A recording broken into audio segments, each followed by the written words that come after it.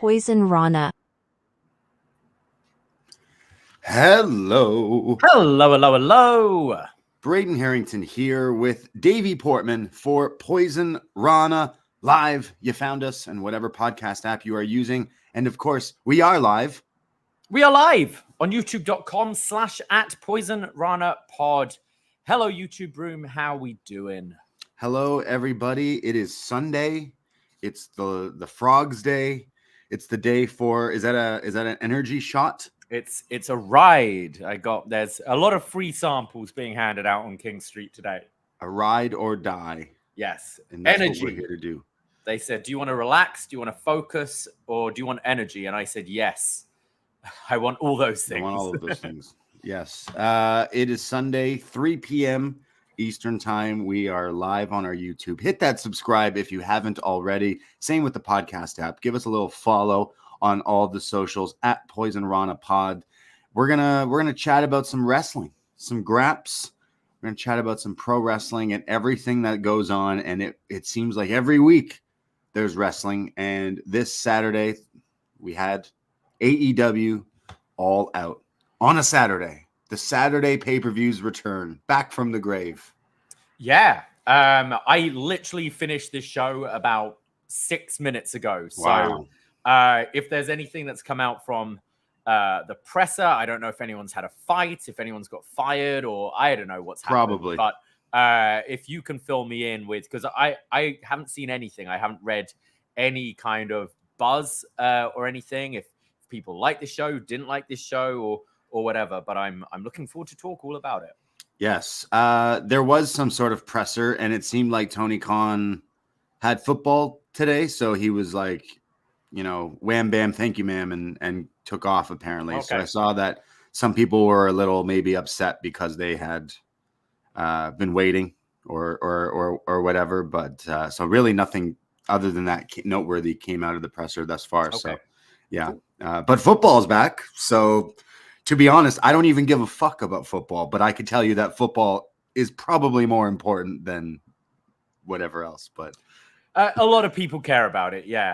So I understand. Like the football season, whether you're a fan or not, it's that time that kind of autumnal smell is starting to come back in the air. It's dropped in temperature here, right? I believe it's going to be summer again next week in our season. Doesn't make any sense. But yeah, it's football season. I know my bar's going to be very busy with everyone watching the games and placing their bets and all that kind of thing.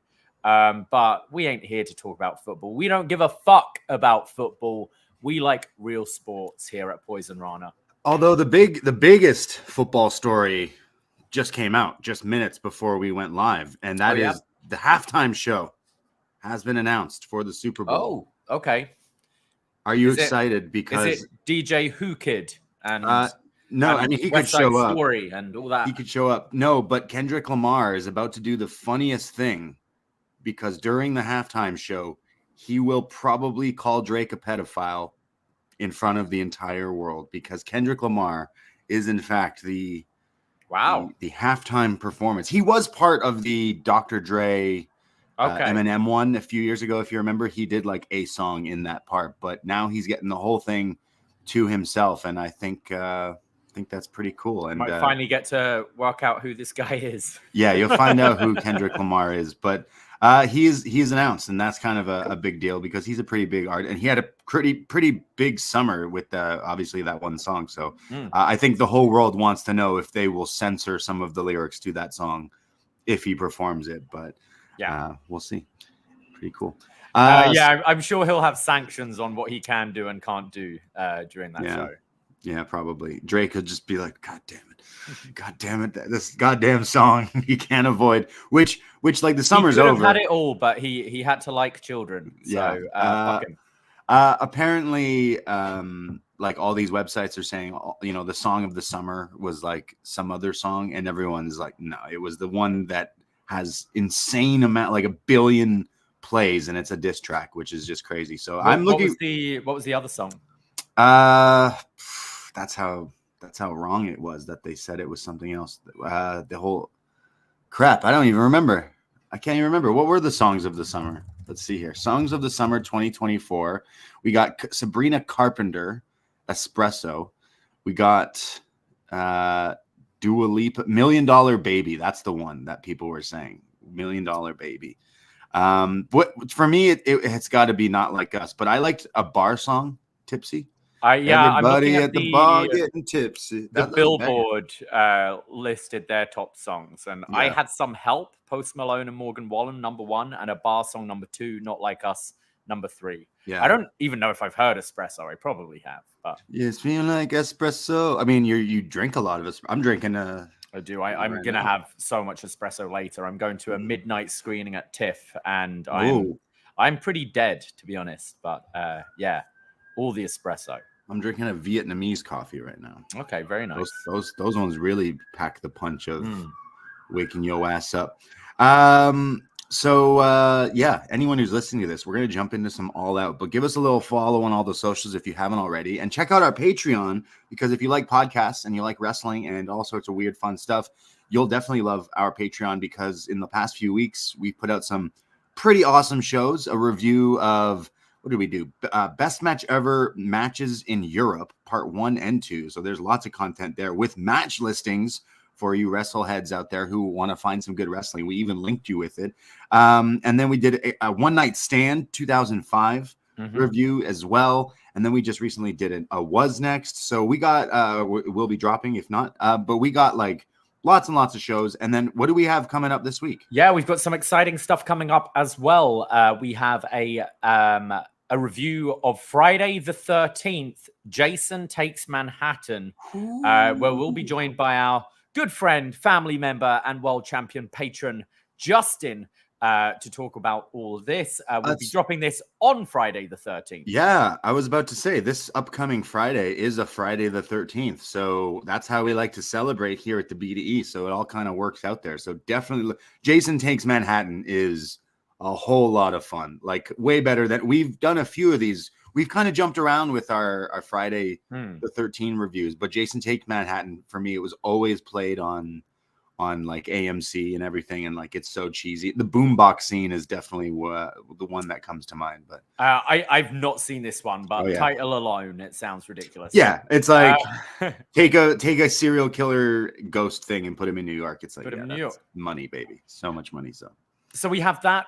We're also going to have The Champ Is Here, episode 2, where we'll be talking about his second win. A lot of the feud between him and Edge, entering Cena's second reign as world champion. And for this one, we'll be joined by our good friend from Detox and the Wellness Policy on Post Wrestling, Jordan Goodman, as well as Grapple Zone, Maddie Edwards, to talk all about the second reign of John Cena. Yeah, I mean, for the next few months, we're going to do one of these a month, and we're going to go through each reign and basically the whole career of John Cena. And we had Andrew and Nate on episode 1, which if you haven't checked out, please go do so. But I thought, okay, the next one is going to involve Edge and Cena and the whole live sex celebration. I'm like, okay, who should we get on for this one?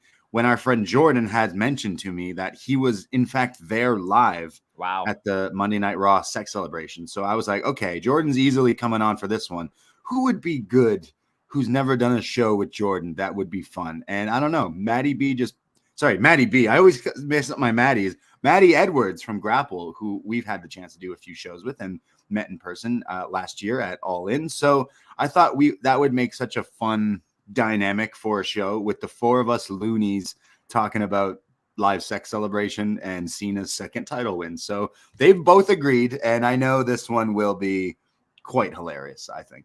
Yep, really looking forward to this. Love doing episode 1. We've kind of got a lot of episode 1 was a big one, but we kind of had to, go through John Cena's origin story. And this is like the sequel now. You've got all the exposition out the way. Now we can just get to the action and have some fun. So yeah, really looking forward to this. And that'll be coming out towards the end of the month. We'd like to do a sort of best match ever / profile on Sid at some point. We're just trying to find the right co-host and the right time to do this, but that's something we definitely like to do. We haven't really had much of a chance to to talk about Sid. We've kind of been, busy with, birthdays and pay-per-views and all that kind of thing. But very sad news that dropped a couple of weeks ago with the passing of Sid. Yeah, absolutely. Like he was definitely a interesting character in the weird times of wrestling, especially like the weird early 90s kind of thing. And for me, I always, oddly enough, always think of Sid, and the first thing that comes to mind is me cringing at the fact of his leg snapping. I'm not the only one, so I'm not gonna.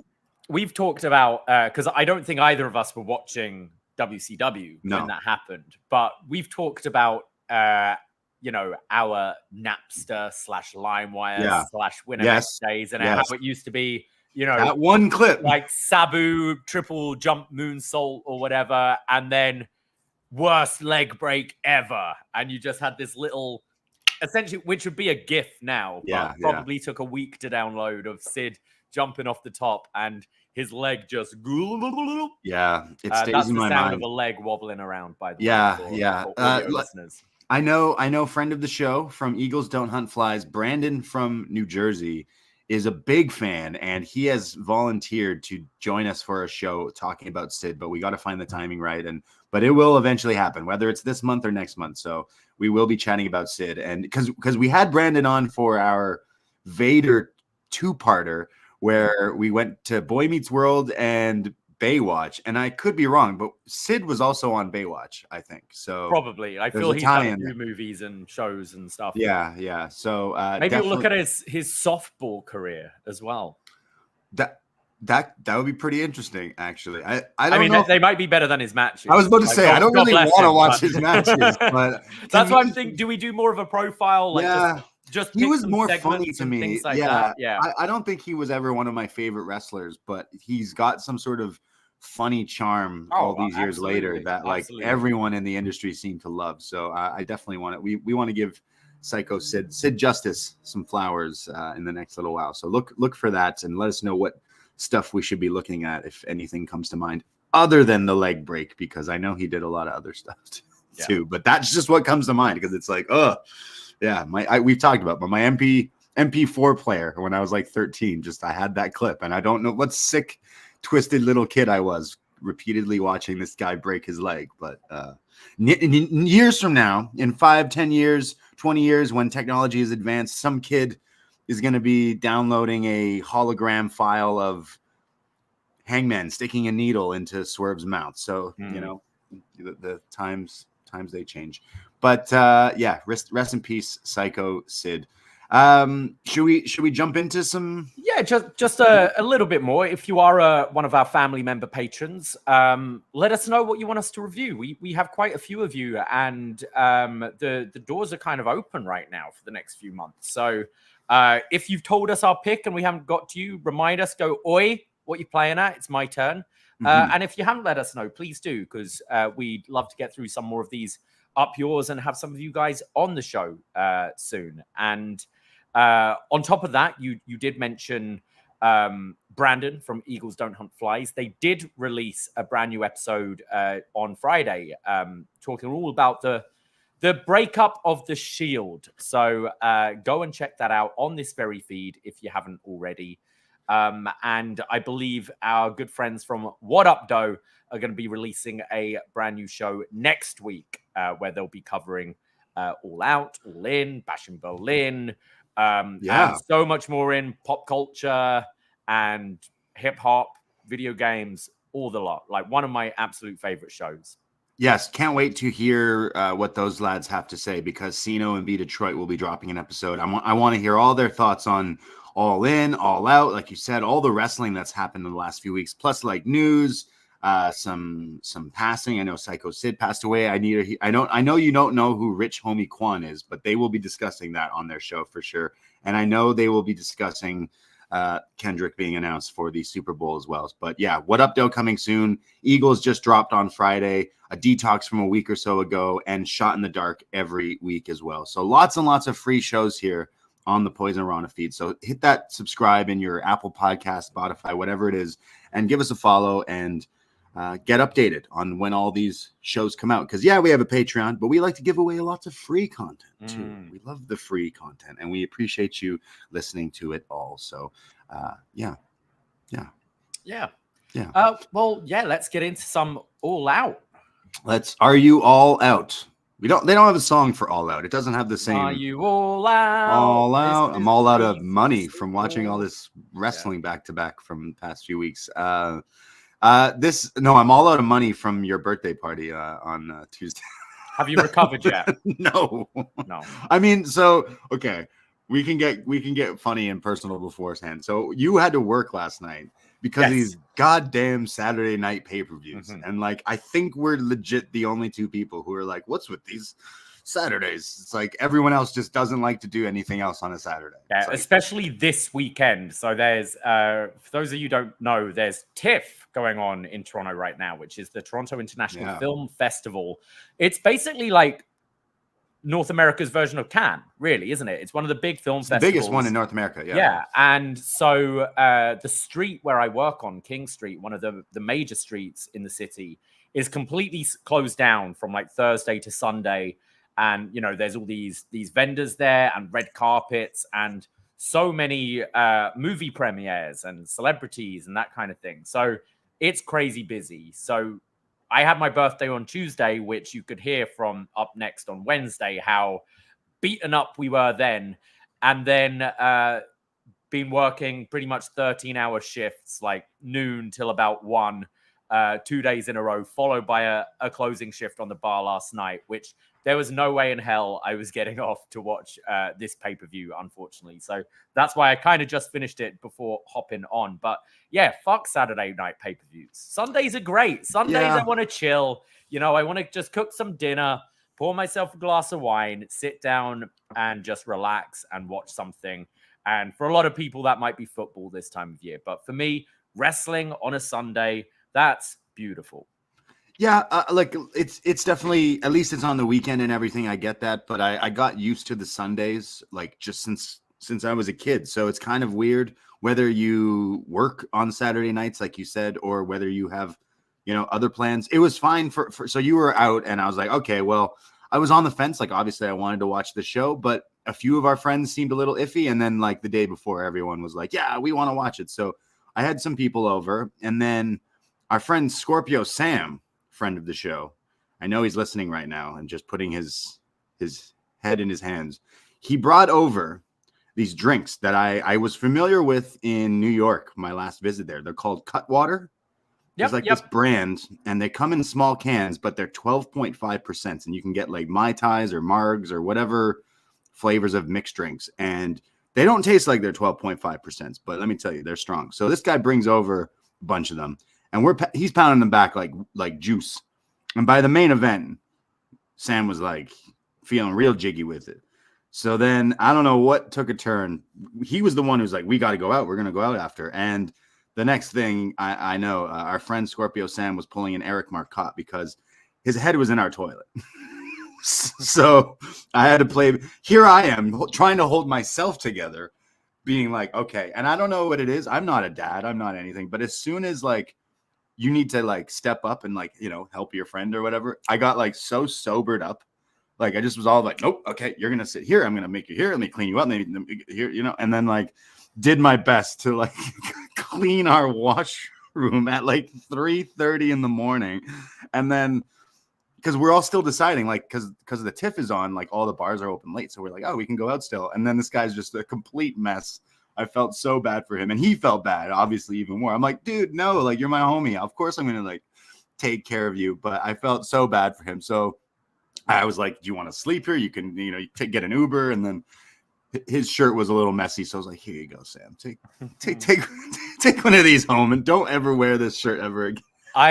I came home from my shift, and I was so beaten up. Like my body is sore. Like I've been just on my feet running around like 3 days in a row all day. And I was expecting all of you to either be out or in bed. I was like, right, I'm going to come in, you know, have a little bite to eat before going to bed and watch the first match. And I open the door, and it's just these bodies lying everywhere, pizza boxes and cans. And Sam just goes, like opens his eyes and just goes, I'm sorry, David. And you're like, sorry for what? I'm like, all right, I'm going to my room. You guys sort it out. I'll see you in the morning.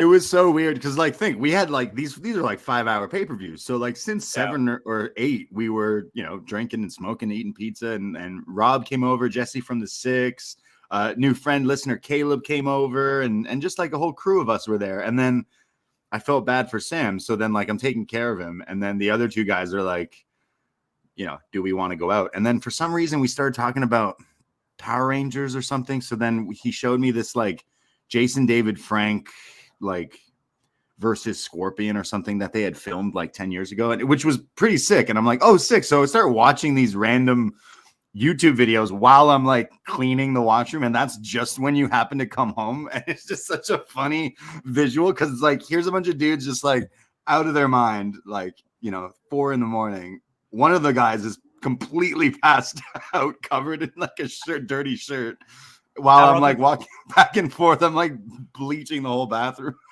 Our other friend Big Tom is like, look, it's John Morrison. Yeah. I was like, I'm going to bed. I'm like watching like some Wolverine versus Wonder Woman shit. I'm like, what's going on? So yeah, it was a wild night at the BDE, as per usual. So thanks. I hope Scorpio Sam is all right. I know he is because he's messaged me a million times today. But I'm so sorry. But yeah, We've all been there. Yeah, it was these what are they called? Cutwaters. Cutwater, yeah. Yeah, they're strong. In New York, I saw these drinks and I was drinking them, but I can't. They're not in Canada yet, but they're buzz balls. They look like little Christmas ornaments or something. Those are deadly, and they're so good. So yeah. Watch your know your limit, play within it, folks. Yeah. But now we can buy beer and alcohol in all our stores now. This is true. Maybe we'll have more incidents like that in the near future. But anyways, that was my fun time at All Out last night. It was good. Did you get a chance to watch any of the kickoff? Yeah, I had it on. I didn't even know what was on it. I've seen none of this, but just there was a hologram. Note, really? Oh, okay. I don't care about the matches. Okay, but the Costco guys showed up. The fucking Costco guys showed up. Look, I've been friends with Scrump from PWT, our buddy in Chicago, for many, many years. He has sent me multiple dozens, hundreds of photos with him and famous wrestlers or actors. And I don't care. But he posted a photo with the Costco guys, and I was just so jealous that he got to hang out with Big Justice. And for those who aren't familiar and who maybe were watching last night and who were like, sorry, who the fuck are these guys?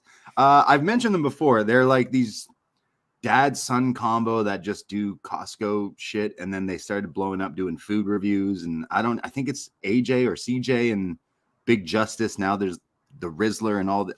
I don't know. But my algorithms on social media has introduced me to them, and I've been a fan for the past like few months. And to see that kind of crossover with wrestling is weird. But the guy used to be a wrestler, so I know. So what are they? Are they entering the trios division? So. Are they joining the conglomeration? What's going on with these guys? Like for anyone out there who's like, I don't know who these guys are, what the fuck is going on? Let me give you a little like breakdown. That one of their videos on like TikTok or whatever does like 2 months of AEW ratings. You know what I mean? Like the views of their videos, they're more famous than some of these wrestlers to a lot of people all over the world, which is really weird. But yeah, the Costco guys, big fans. They're not problematic. They teach family values and they teach people about food.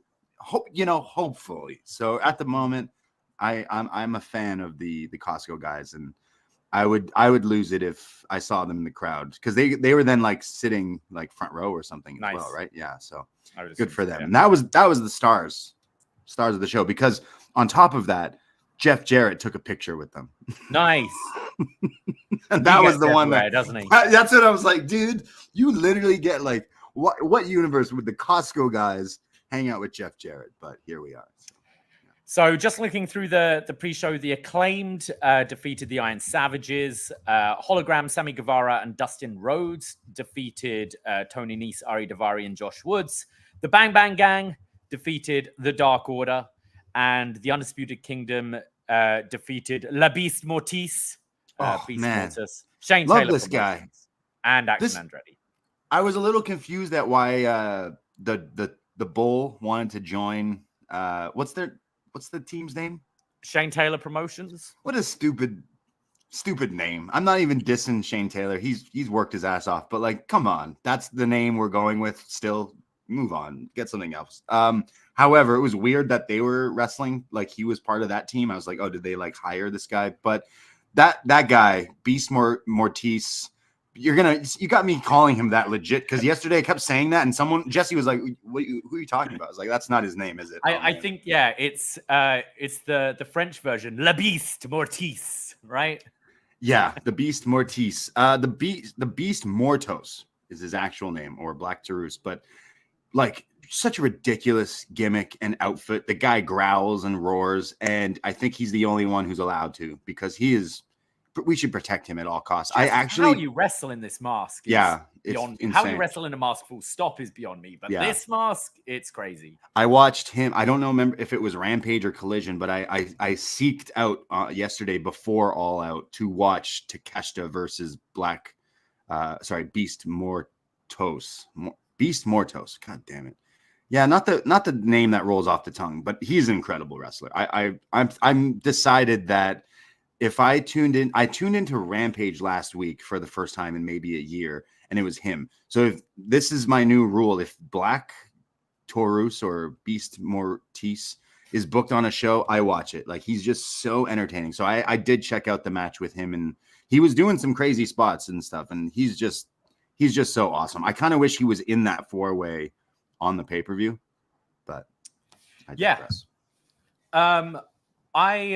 I think before we get into it, I just want to get my criticisms out of the way first, because I love this show. I don't know what the consensus is, but I thought this was a fucking awesome pay-per-view, and I love that they kept to 8 matches. I think the temptation to go, the full 14 that we've seen before is very high, but I think we had a much higher quality show top to bottom because of it. But I want to get my nitpicks out of the way before I start praising this. There were a lot of title matches on this show where new champions were challenging for completely different belts. And it's getting a bit ridiculous. Like, Claudio and Yuta and Pac had just won the Trios Championships 2 weeks ago. And now Claudio and Yuta are going for the tag championship. Pac's going for a singles championship. You've got the ROH champion going for a singles championship. You've got a TNT champion going for the AEW championship. And it's a glaring thing that there are way too many titles, in my opinion. Yeah. And this isn't a new thing where Tony Khan will strap up someone and then have them challenge for something else. But I feel it just makes that, it makes that trios win from Wembley mean nothing. It kind of makes the TNT championship means nothing. And just if you're going to be booking them in these feuds, maybe not put a different title on them. It was glaring on this show for me, because almost every match was a champion going for a different championship. And I think because of that, there's no real hierarchy of titles. And then the only title that they've really had a defined thing, you've got the FTW title is essentially the hardcore title. But the whole thing with the Continental Championship is it's meant to be, singles, no interference, no one at ringside, 20-minute time limit. And then you're booking in a 4-way match where it just makes it like any other title. So that's me being nitpicking. And if that's the nitpicks of a show, I think it shows how much I do like this show. But I just found this show in particular was like, wow, okay, everyone's going for something else. And it makes everything mean less to me. I actually said the same thing. You weren't with us last night, but I was saying the same thing to some of our friends, because it's the trios one that's the weirdest one. As soon as Pac wins a title, they're like, oh, but you got a singles title. Oh, okay. Yeah. And then the other two who just won the singles, the trios titles, are now going to face for normal 2-on-2 tag titles. Oh, okay. And then the TNT champion also is facing the heavyweight champion. Okay. Also, the 4-way where the other Intercontinental champion, Okada, is going to be defending in a 4-way against the Ring of Honor champion. Oh, okay. Yeah. All right. Cool. Any other titles we should know about? And then there's, I don't know, but Mercedes is a dual champ. You've got, I think Willow is still a CMLL champion, which sometimes she brings out with her, other times she doesn't. It just, for me, it's a little messy. And I'm not necessarily against having, I mean, there are too many titles, but I think if you defined them a bit clearer, had a bit more clearer divisions, the fact that now it's the whole thing with the Continental Championship and what made it different, that seems to be out the window now completely. The ranking system, which seems to be, the rankings affect the for like the AEW World Championship, or you can pick your title, but the TNT is almost like a open challenge thing. That seems to have gone out the window. I would just like a little bit more like clarity with each thing. And I think in general, I thought they did a great job with the build to both All In and All Out, which is impressive considering the like tight turnaround time. I thought, they had things like Hangman and Swerve cooking before All Out, so it was ready to go. You had a lot of things kind of ready where it didn't feel as thrown together as last year. But I would just like a little bit more care and attention to the titles and the hierarchy of these titles and what each title actually represents. And have your champions care about those titles once they have that, where that title means everything to them and they want to defend that. And if it's champion v champion, it's for unification or it's for both titles or whatever. Yeah, no, I totally agree. Like it's such a little thing, but they've been doing this with like all these titles, and it doesn't help that they've got 2 IC titles. It doesn't help that they bring in other titles from other companies and try to explain or make me care about them when I don't even care about some of the ones like that you guys have. Like Okada, they said this is only his 5th title defense, and he won this thing back in Toronto, didn't he? Yeah, months and months and months ago. So it's weird. They gotta put some of those titles away. We only need like I think it was someone on maybe one of the feedbackers on Post that suggested that the Continental the Continental Classic this year should be to unify 2 of these things. Have it as like Okada and Ospreay both putting their titles on the line for it, and we have one, because I think there's four men's singles titles before you even get into ROH. Sorry, 5 if you include FTW, is just ridiculous. Yeah, that's pretty crazy. Like for something, these are props, but they use them in the wrong kind of way. It definitely doesn't make any of them stand out or seem especially important when you're putting them all on main eventers, right? Like Ospreay, Okada, and Bryan Danielson are all world champion level guys. Yeah. So it makes it all weird. And again, as soon as Ospreay won the International Championship, he challenged Swerve not too long ago. Right. Yeah. It's a little bizarre. Okay, well, we got that nitpicking out of the way for this pay-per-view. I think we just gave a big negative. Let's give the biggest positive to this pay-per-view. No Chris Jericho. Oh, yes. No Chris Jericho. And I was still sure Brian Keith would show up at some point. You knew they were lurking. They were there. They were in the back just waiting. Like, do we have a spot? They probably did a backstage angle on the pre-show that I just didn't remember or see. But you know me. I love me Jericho. One of my all-time goats. He will go down for me. One of the best. But he ain't it right now. The juice is leaking from this tree that didn't need to be anywhere near this pay-per-view. And I'm so happy that he wasn't. And again, this is coming from a long time, like really big fan, but I think right now is the time that he shouldn't be on pay-per-views. He was on All In, and I thought that kind of dragged a little. So I was happy that he wasn't on this show. And I think that ultimately made it for a better show. 100%. I feel like 7-8 matches is kind of the sweet spot for me. Like it's, I think everyone had time on this show. It didn't feel like any matches were rushed, kind of like we had it All In, where that coffin match especially really did suffer because of lack of time. When you're doing, I think it's maybe a bit different when AEW were just doing the big 4. Now we're looking at like 8-9 pay-per-views. Like 10. you can rest people. You don't need everyone on every single show, and you have enough stars there where I don't think you'd be overly disappointed if you went and you didn't see one of the stars because you're seeing all the others. Yeah. So I definitely felt this was a good balance, and I hope it's something Tony Khan continues with because okay, All In, maybe that's where you go. It's your WrestleMania. That's where you can bloat this card a little bit. Mm-hmm. But on these ones, I think 7-8 is the sweet spot for me. Absolutely. And like think like WWE, you get 5 matches now. Triple H doing his takeover special with the 5 matches, but the shows are still like 3 hours long because it's full of ads. Like you're basically watching like a TV show because there's lots and lots of ads in it. Whereas you pay $30 or $50 for a pay-per-view, you're gonna want your money's worth where you're gonna want 8 matches.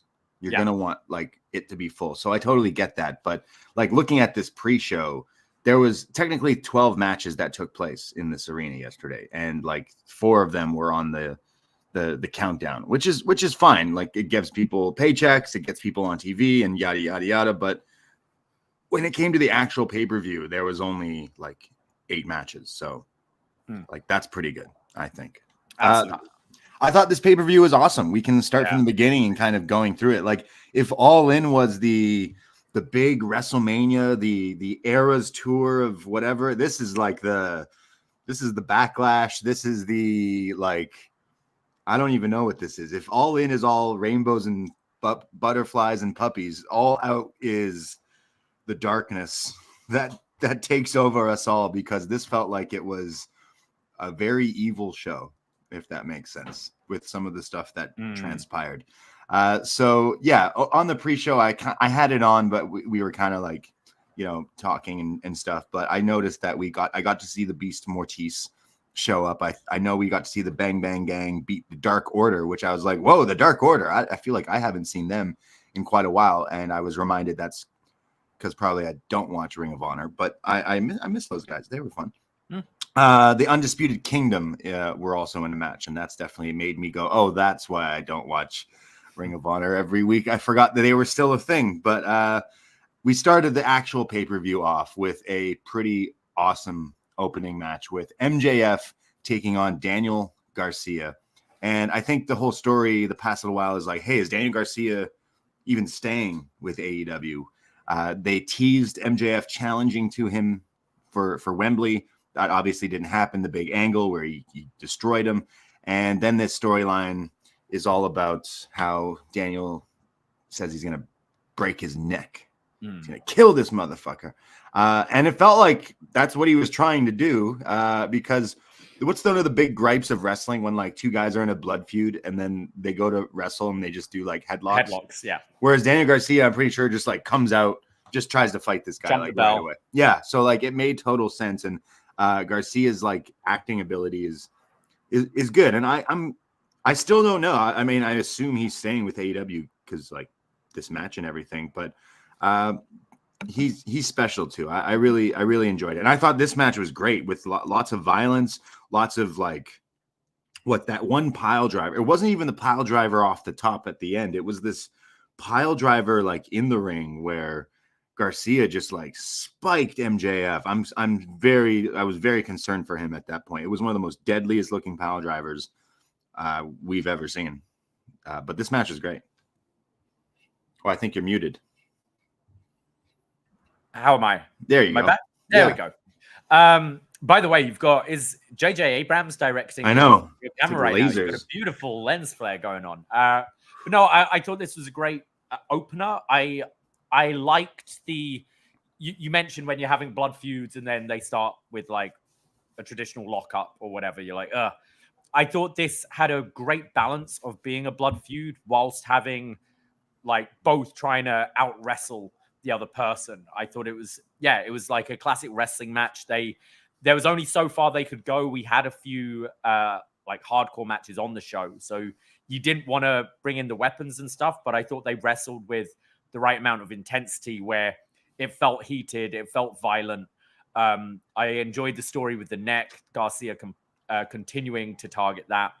And I do think MJF could have afforded to lose this one. Yeah. I think he's a made guy. I think a win would have done a lot for Daniel Garcia. You could have had exactly the same finish as you did. You have the spike pile driver off the top, and then the mocking him, shaking the head around and giving the kiss, and then pose as the winner.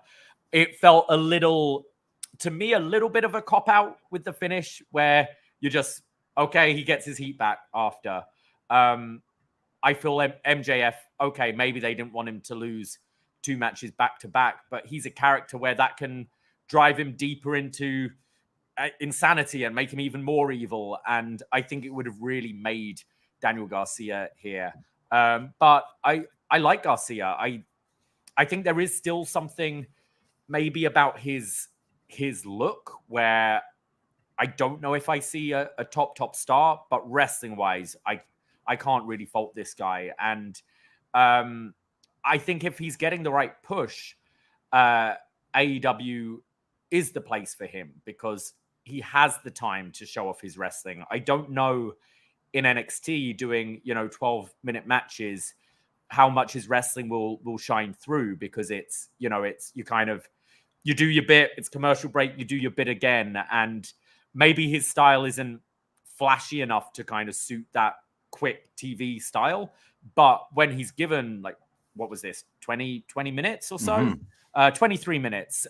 He can you really get impressed by how technically gifted he is, how he's able to transition through some of these submissions, and I think his acting really has stepped up. And I will say, as much as which Jericho stable was this? The JAS, right? I think did bring something out of him personality wise, even though maybe we never had that payoff we feel we should. I think his acting has come through, and this feud has definitely allowed him to show that as well. So yeah. I would like to see him, maybe TNT title. He was flirting with that idea when Christian was champion, and maybe Jack Perry would be a good person for him to target, because I feel they're kind of on a similar level right now, and I'd like to see him hold gold in this company. Yeah. I think maybe MJF could have afforded the loss here. I think the finish was a bit wonky. I think that all the air came out of the room at the same time. Yeah. Like the whole audience went, oh, they just did that one again. Like it was almost like the best of hits. But at the same time, like I have a feeling that maybe this isn't the end of this feud or not. But then he hits him with the pile driver after like injuring him. So I don't know. I thought that the match was really great, and what a banging opener. But it did leave me head scratching at you had Garcia like you could have given him the biggest like win of his career thus far, and he just cheated to win. So Chris Jones in the chat is saying apparently the angle at the end is to write MJF off as he's having some time off now, which really he should be selling this angle. Having the Tiger Driver 91 a couple of weeks ago, and then this pile driver. He didn't even sell that. He had some tape, but he should, like, his neck should be fucked now, and he should be off for a few weeks. But again, if that's the case, just have Garcia win and ride that wave of momentum. Yeah, and then you can always have MJF come back to challenge him if he is a champion or whatever down the line. Yeah, regardless, I do think get Garcia, Jack Perry, TNT title, that's definitely a story we should be going towards. Like, I think Garcia, they should just, even though he lost the match, like, should go full throttle. He cheated, so it's like a protected finish, I guess, if you want. But I thought Garcia, the presentation was a lot different. He had his gear back. He had his like trunks. He wasn't wearing the shiny pants. He didn't do any of the dancing. Didn't dance once. I definitely liked the whole presentation. And then we've been following this guy since he was a wee little kid, and like he is spectacular. So I am happy that it seems he's staying in AEW, because I think you're right. I think he'd be able to like show off a lot more of his skills. I'm not saying he wouldn't do that, and I would love if he were to be in NXT specifically, but I'm happy if that's where he's staying, because if he's having matches like this, he's only going to get better and better, and he's still like pretty young as well. So yeah, sky's the limit for Daniel Garcia, and he didn't even need to dance to get over. And when he breaks that back out, it'll be a big thing. But yeah, great opening match. Weird finish, but I think it's, I guess, the best entrance with keeping MJF in the back of our minds for our future program. Yeah. We then went to the tag team match. The Blackpool Combat Club, meaning Wheeler Yuta and Claudio, two of the men who just won the trios titles 2 weeks ago, taking on the Young Bucks in a tag team title match. This match was fine. I don't think it was necessarily a bad match. I think all of us as wrestling fans are in this weird Bucks. I don't know if it's hating the Bucks or just like Buck fatigue or something that's just maybe not clicking. They still feel like a year ago when they were like, yeah, we're doing great numbers. We're doing Wembley. We're doing big things. We just don't seem that we're that into it. And that's kind of the vibe I'm still getting from them. I get like a sense of apathy from them. And it's bizarre. I don't hate the Bucks at all. They're phenomenal wrestlers, but they had the opportunity with this character change and the taking out of Tony Khan and everything for them to really be the top heels in this company. Yeah. And I thought that fizzled really quickly. And now we've got a really diluted version of the EVPs where sometimes they're running things. Sometimes Christopher Daniels is running things. Sometimes the boss is running things, Tony Khan. And I don't really care because I think they really half-assed the whole story. And this title reign just feels, who else are we putting them on? Yeah. Like we could go back to the Acclaimed, we could go back to FTR, but that's just still much of the same. And these really felt like, I praise the build for a lot of these stories, these matches, but this felt, oh shit, we've got another pay-per-view in a couple of weeks and we need people to go after it. Let's just have Claudio and Yuta. And the match was good. Like, these are four really good wrestlers, but I feel there's certainly a level people look at Yuta at, and I would somewhat say the same as Claudio. Claudio is obviously a little bit more respected, but he still has a bit of a ceiling as well. So, yeah, fun match, but just, it was fine. It was serviceable. Think of some Bucks pay-per-view matches from earlier years in AEW. That's not something we'd be saying. Like, they'd be going out there and having a show stealer. And there wasn't anything particularly new in this match. There wasn't real emotional stakes to this match. And I don't think anyone bought a title change in this match either. Yeah, especially them just winning those titles. It wouldn't really make sense for them to be the ones to take it from the Bucks. The match was fine. A nitpicking problem I had is they are no longer protecting the seatbelt, which is what seatbelts do, is protect. But the seatbelt is just another move now, where that was, for at some point, it was built up like the super pinning thing, right? So I thought that was like funny that the Bucks just kicked out of it. I was like, oh, okay, so it's just another move then. I thought it was fine. I like all four as well. But the Bucks, again, like being one of their big fans at some point. Right now, I'm like, do we need this right now? Like, could you use this story to help get another team over and take the titles from you? I just don't know who that team would be. Yeah, I wonder what you could do to kind of heat up this division. Chris in the chat saying it's not just the Bucks. The whole division is really stale. Yeah. And I mean, we said this before. The tag division was one of the calling cards at the beginning of AEW. Like, this was the company that focuses on tag team wrestling when the other company doesn't so much. And we've lost some big tag teams that, like your Lucha Bros don't seem to be around anymore. Proud and Powerful, they did the split and they never really had their run. And until maybe we're getting Motor City Machine Guns coming at some point, which is a real shot in the arm this division needs.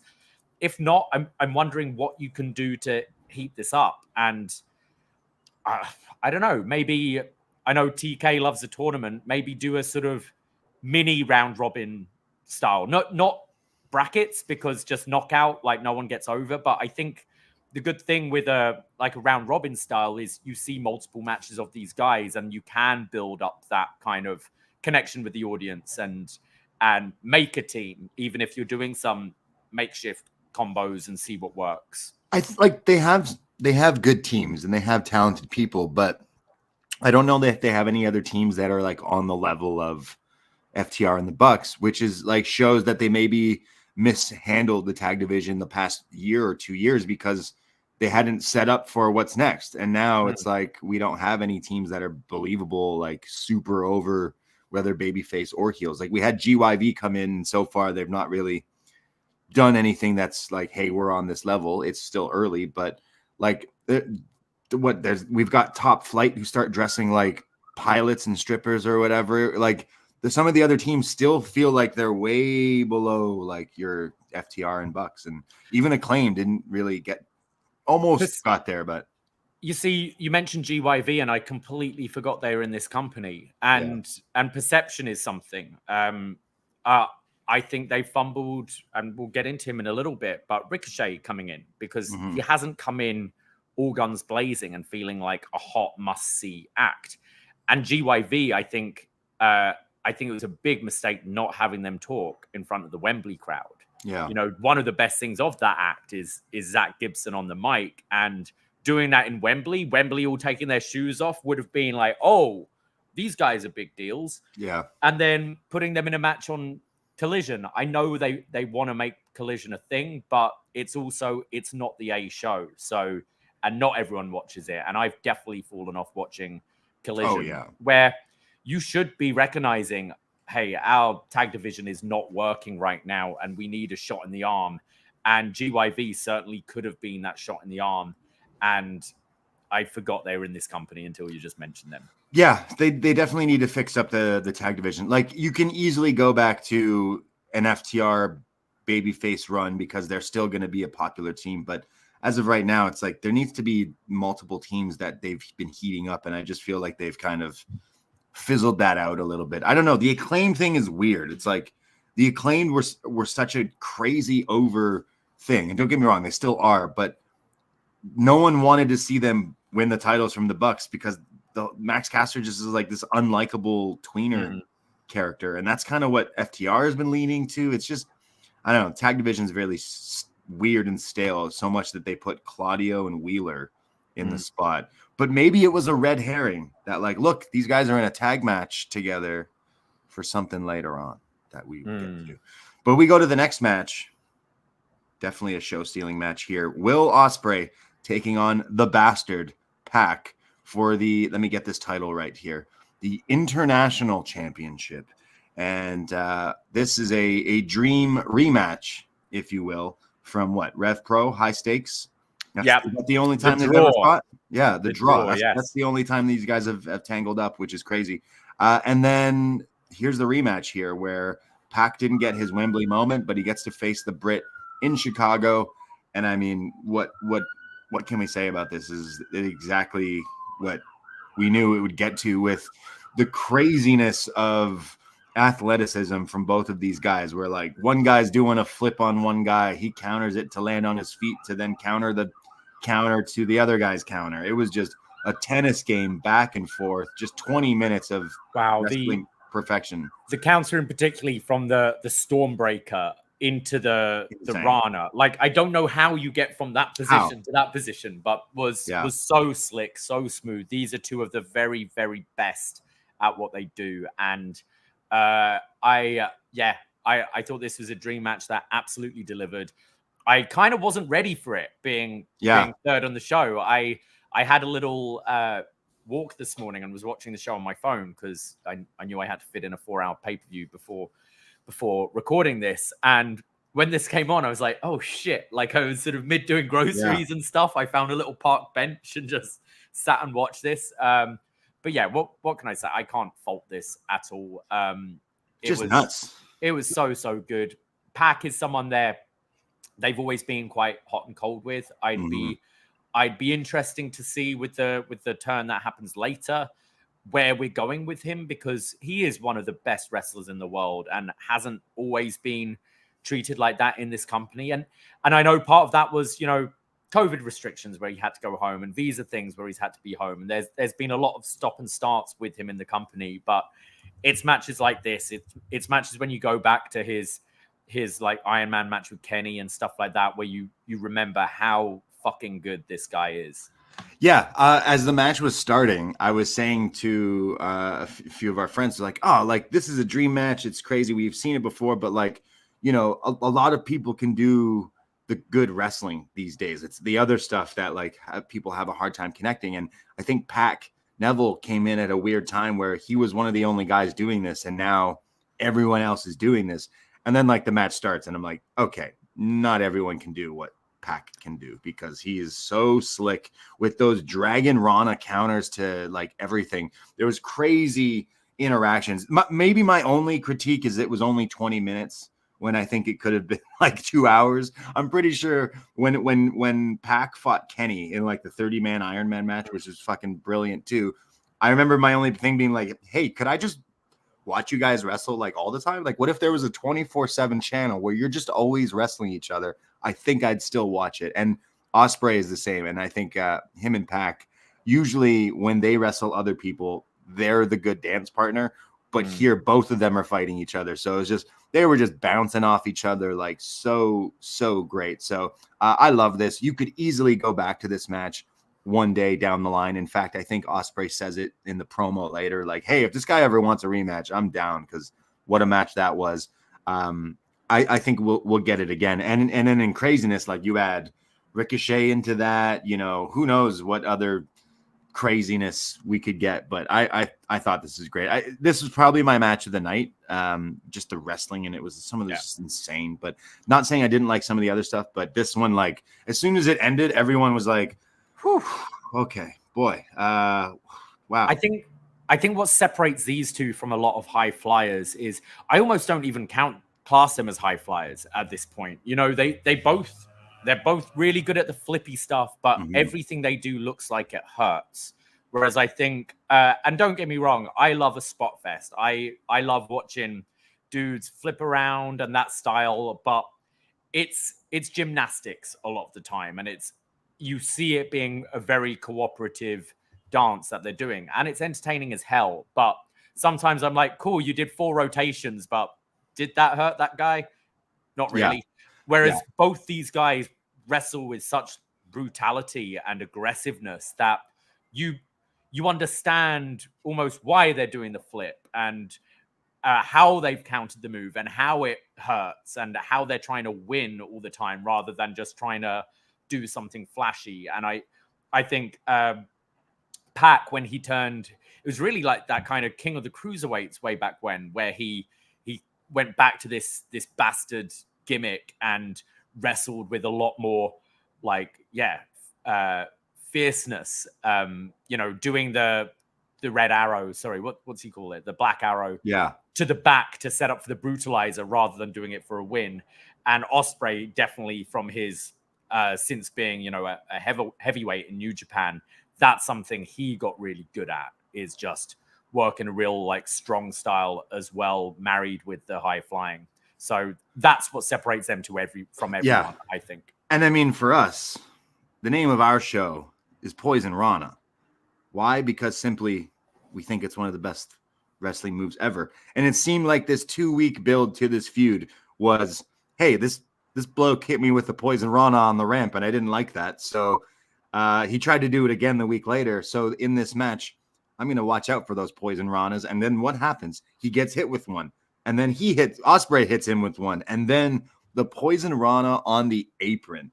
Oh my God. Like, this guy's Ospreay comes into the match wearing all this Kinesio tape shit that I have no idea how it works. But then he's taking Germans on the apron. That Poisonrana on the apron looked like this guy was shot out of a cannon upside down into the apron. It was so deadly looking, insane. And that's what we love this move, the Poisonrana. Every time you see a Poisonrana, I just scream Poisonrana because it's great. But this match was great, and match of the year contender for sure. I mean, Ospreay, anytime this guy wrestles and laces up, it's a match of the year contender, it seems. So what a freak. Like, not knocking Pac, because he's just fucking awesome too. And you know what, this like revitalized my love for Pac, because we do a show called Was Next, where right now Neville is the NXT champion, where we're going through, and it's like he was so like underrated and undervalued in WWE, and I don't know if necessarily he'd ever be like, WWE champion. In fact, I don't know if he'll ever be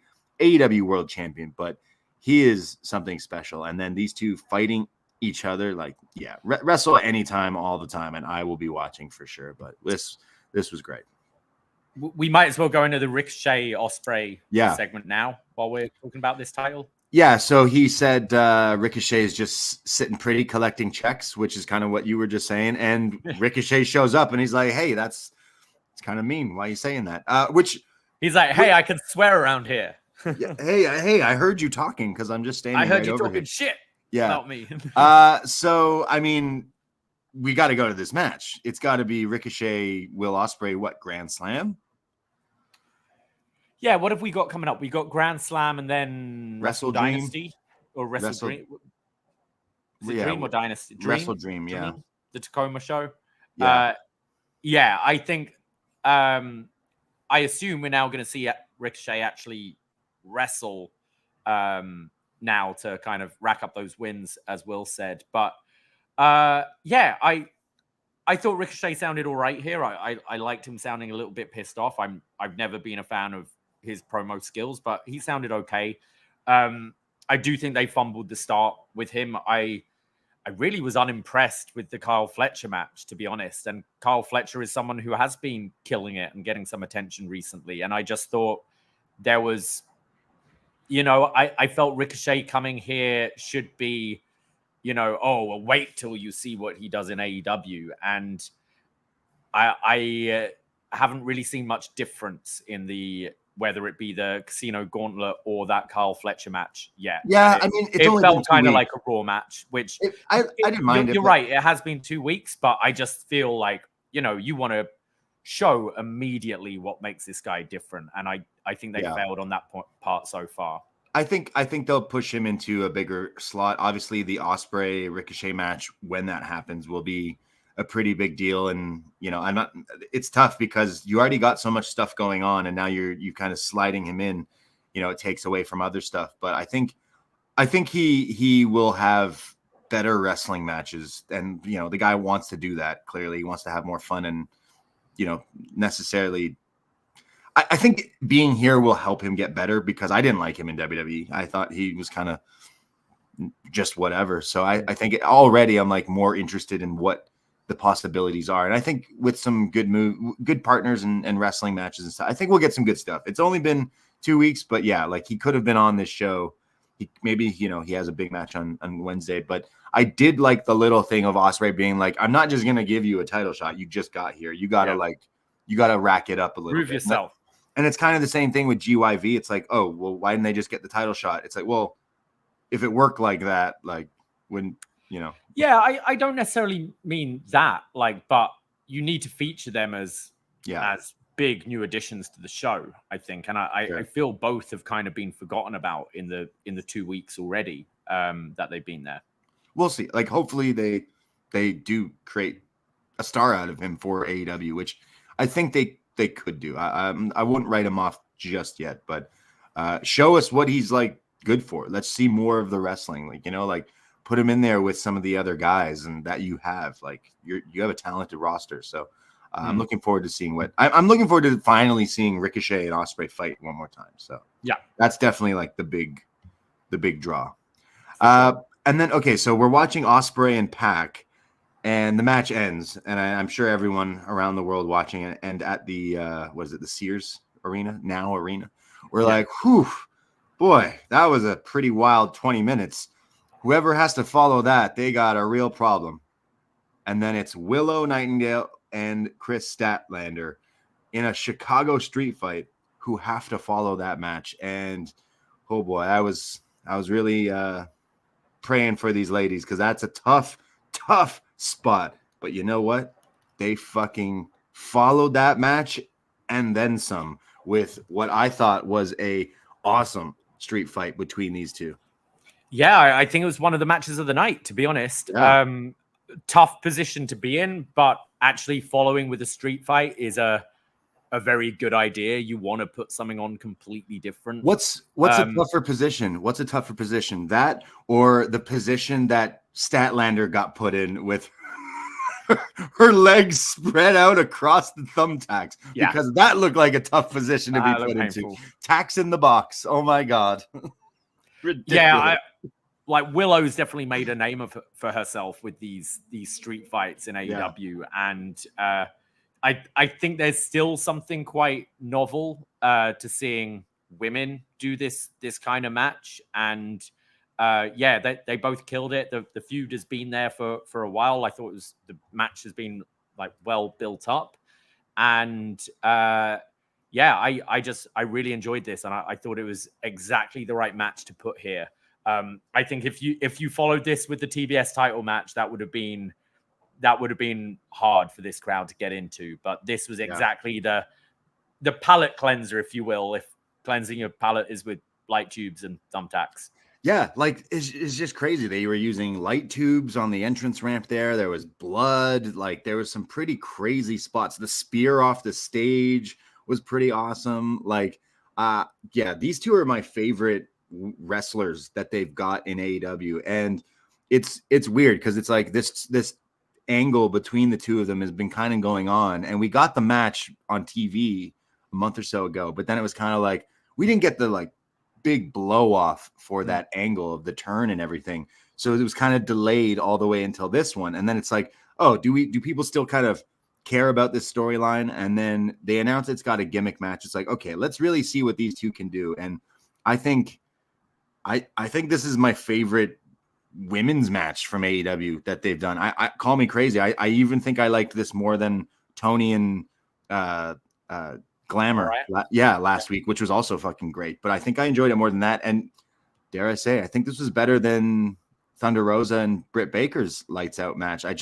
Everything about this was just good. And the only thing I didn't like, which really is just another form of you got me, is how furious I was that Willow lost and tapped out or gave up at the end there with the chain wrapped around her mouth. So really, like, you got me, because I'm shamelessly a big fan of both of these two, but I was like, ended almost screaming at my TV, like, no, Willow, no. So just fantastic. I wonder if this feud continues, because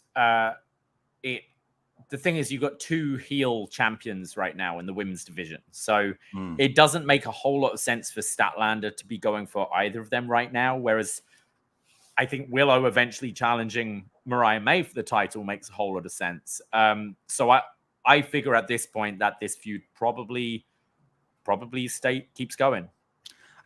Possibly. I mean, both I think are ready to be one of the women's champions here in AEW. I know we got a lot going on at the moment, but these two are the real like MVPs, because they've got such like homegrown stars with both of them, because Willow in her street fight gear is also like a whole other level, like with the braids and the outfit and everything. But I thought this was great. Again, this also was like match of the night contender, but one of my favorite women's matches AEW's done. Maybe just full on women's match of the year for me. And I didn't think we'd be able to top Tony and Mariah from last 2 weeks ago, but I think now the women's division's starting to hit its stride finally, like 5 years in. Like, I think, Mariah, Tony, Willow, it's all homegrown stars. They're all fantastic. Mercedes kind of, I think jury's still out. Depends on her dance partner, I think. Yeah. I love this, man. I sincerely loved it. It had so much in everything. And again, that like how many times we've seen dudes throw other dudes into the thumbtacks and everything, but just the fact where she like gets her legs split and sits into the tacks was just like, oh my God, like what? Like, you should not put thumbtacks in that area. It is shocking, but the whole match was just great, and Stokely being hilarious as always. So yeah, this was really good. It definitely like blew my expectations out of the water. And again, they had to follow Will Ospreay, which is no easy feat. So hats off to these two, because this was definitely something special. And it's crazy because it's a street fight with all the violence, when like later we knew we were gonna get more violence, and yet they still they still managed to go. So yeah, really, really like proud that, you know what? I'm a fan of Mercedes, or it used to be, I guess. Screw that, because 2 homegrown stars like put on the real women's match tonight, and it wasn't even for a title. So yeah. What happened after that, though? Who had to follow that match? That's the real. Yeah, who had to follow these 2 women brutally murdering each other? Okada. And what a tough spot Okada was put in to follow. What a match. This was kind of weird. So the other IC title, is this the fake IC title? This is the international title. The international title, sorry. In a 4-way match against Mark Briscoe, Konosuke Takeshita, and I'm now blanking on who the other person was in this match.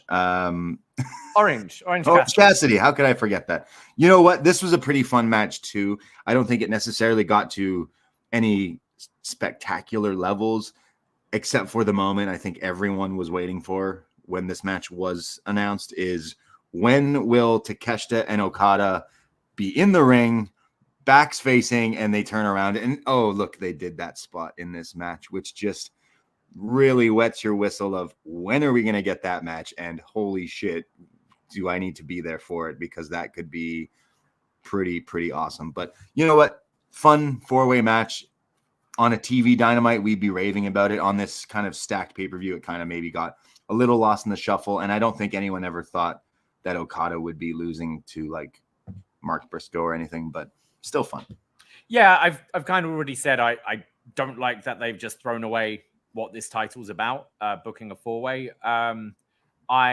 It did feel like a Dynamite match, you know, one of those just all-star multi-man matches we see on a Dynamite or Collision, which is still good. Like, still 4 great wrestlers. I think Takeshita, it almost felt like a, you know, how do I explain it? It's almost we should probably give these guys a match. Like Mark Briscoe, I think, has been really killing it with his promos, especially, and the conglomeration, you know, it have been pretty fun. And I think Mark is shining through. So I think it's a way of let's give Mark a pay-per-view match. Orange Cassidy's one of the top stars, so we got to give him a pay-per-view match. And Takeshita is a guy just come back from the G1 and is just fantastic every time we see him wrestle. So it's like he deserves a pay-per-view match as well. So let's just stick them all together. It was fun. It was fine. I don't know if you got this, but I feel they're like subtly turning Takeshita and to that extent Don Callis as babyface. Yes, because normally when Callis joins commentary, Tony Schiavone's like, "Oh, I'm sitting here with this fucking prick," whereas Tony was like, "Hey Don, how's it going, old pal?" And there didn't seem to be a sense of like sarcasm in his tone.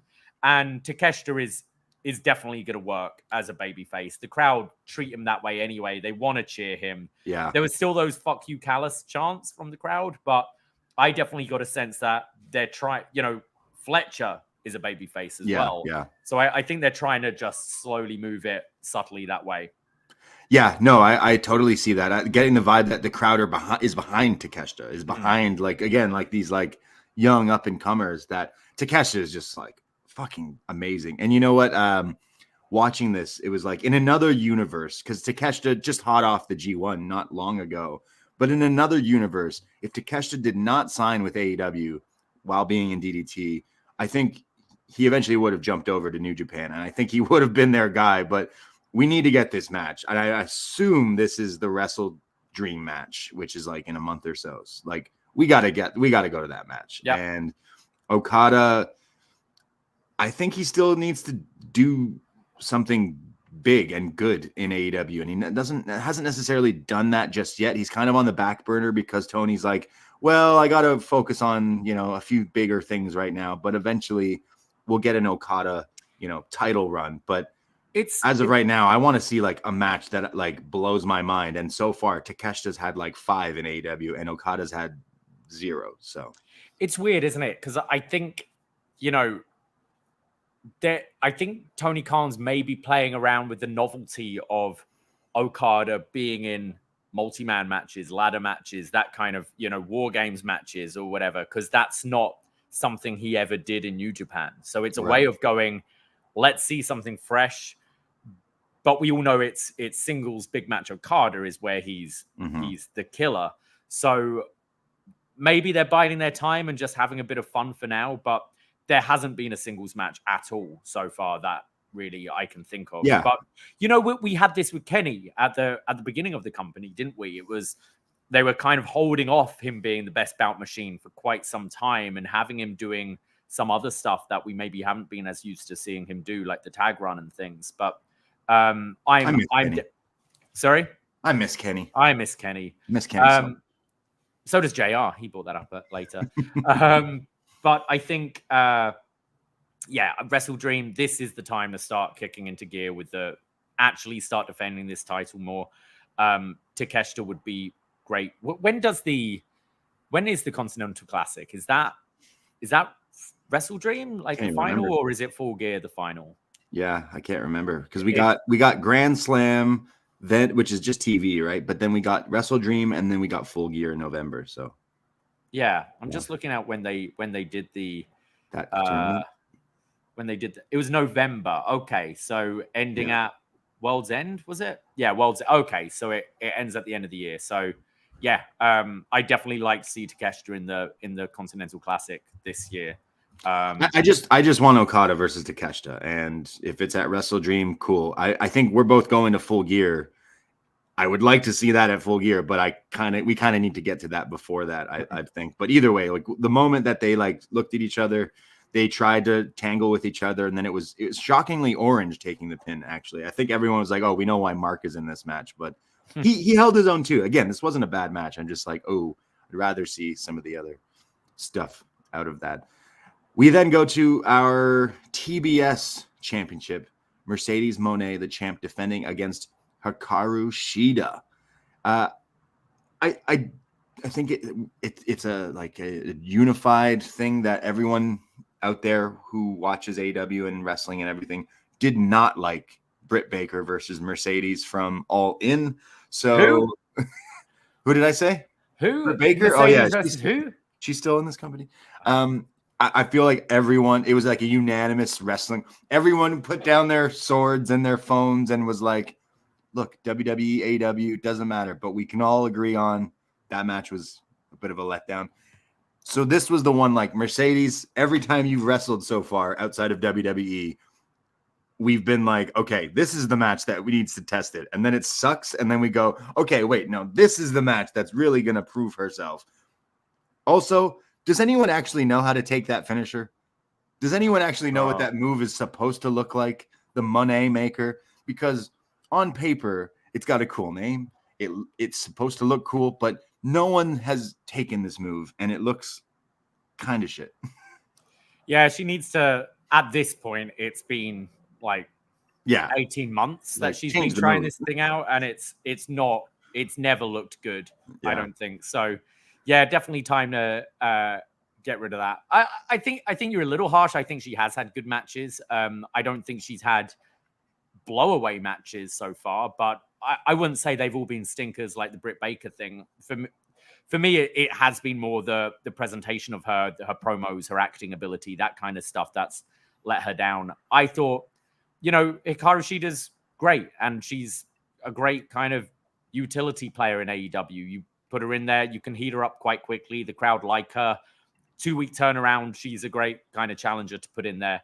I thought this match was fine. It was probably my least favorite match on the show, though.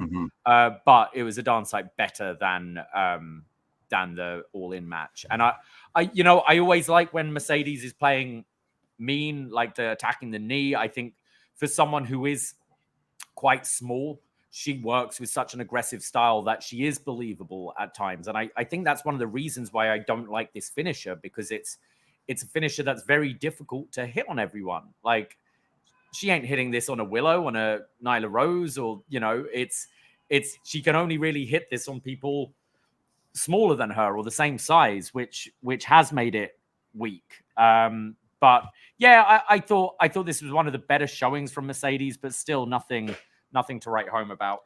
Yeah, I just like Hikaru Shida's great as well. This match was just fine. I think no one believed that Shida was winning. She's she's not necessarily the Nyla Rose character, but it's like, hey, we're gonna put you in this match because we know you're She's not the gonna. babyface Nyla Rose. Yeah, it's like you're like, okay, we know you're not gonna win this match, but like it'll be fine. It wasn't anything bad. It was just kind of there. It was better than the Brit match, but I don't think anyone believed that the outcome would be any different. So I think that kind of did affect that match. But also, like, yeah, I don't know. Mercedes. I was such a big fan of her in WWE, and ever since, like, I've been like, oh, cool, let's see what she can do, and it just hasn't hit necessarily. I think she's got the heel character down because like she's easy to hate and like the way she dresses. I loved her gear and everything, but when it comes down to the wrestling, it hasn't necessarily hit for me like some of the match earlier in the night. The women's match was like fucking far better than anything Mercedes has done since leaving WWE. So The thing is as well, like there aren't many matches I really care to see her in now. Tony Storm's the big one, right? That's the big match you can do, which hopefully will deliver more so than the Brit one. But other than that, you've got quite a few heels. We've already seen the Mercedes thing. As long as Chris Statlander's in this role she's in right now, that match ain't happening anytime soon. Yeah. And then everyone else is quite below that tier in the women's division. But that's just how AEW is. It's like they treat the top popular toys really well, and everything else kind of just falls to the wayside a little bit. But this was whatever of a match.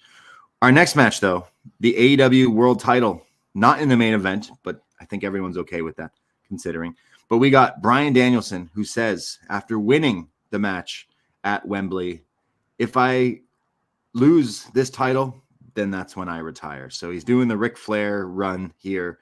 For as long as he holds this title, he will wrestle. But once he loses it, oh boy, he is quitting. So wouldn't it be fitting? There's something with this though, where it's ending his full-time wrestling career. It's like it doesn't have the same weight to it. Like when Jack Perry's going, I'm going to be the one to retire you. And it's like, yeah, but he's still going to probably work Wrestle Kingdom and Double or Nothing. And he's totally working. It's going into a part-time career, but it doesn't have the same levity to it as I will never wrestle again. Yeah, it's just whatever. Okay, like coming out of All In, I thought that was just a phenomenal show. Just so good. Way better than last year's All In for sure.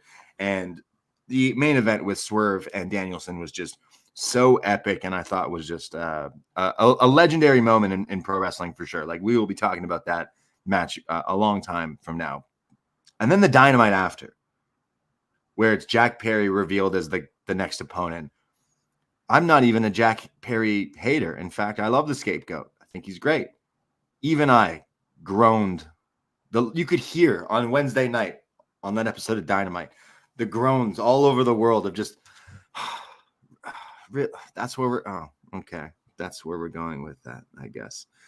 Well, again, he's been doing great things with the TNT title, and I think he could have just had another kind of killer TNT title match, mid-feud TNT title match against some babyface. But yeah, I like Jack Perry. I do. Yeah.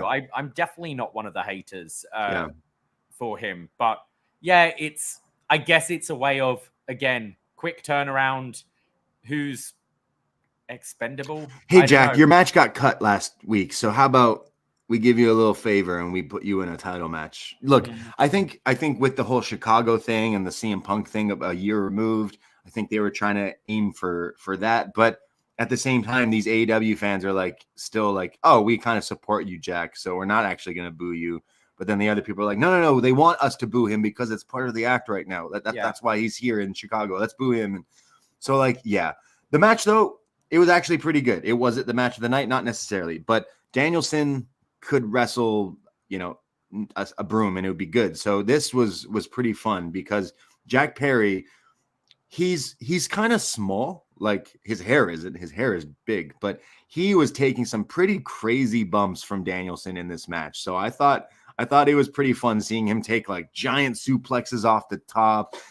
There was like bumping around for Danielson here. Like it got good. I think there wasn't really a moment where you would buy that this guy would win this match, but for what it was, I think they managed to still keep my attention. I don't know.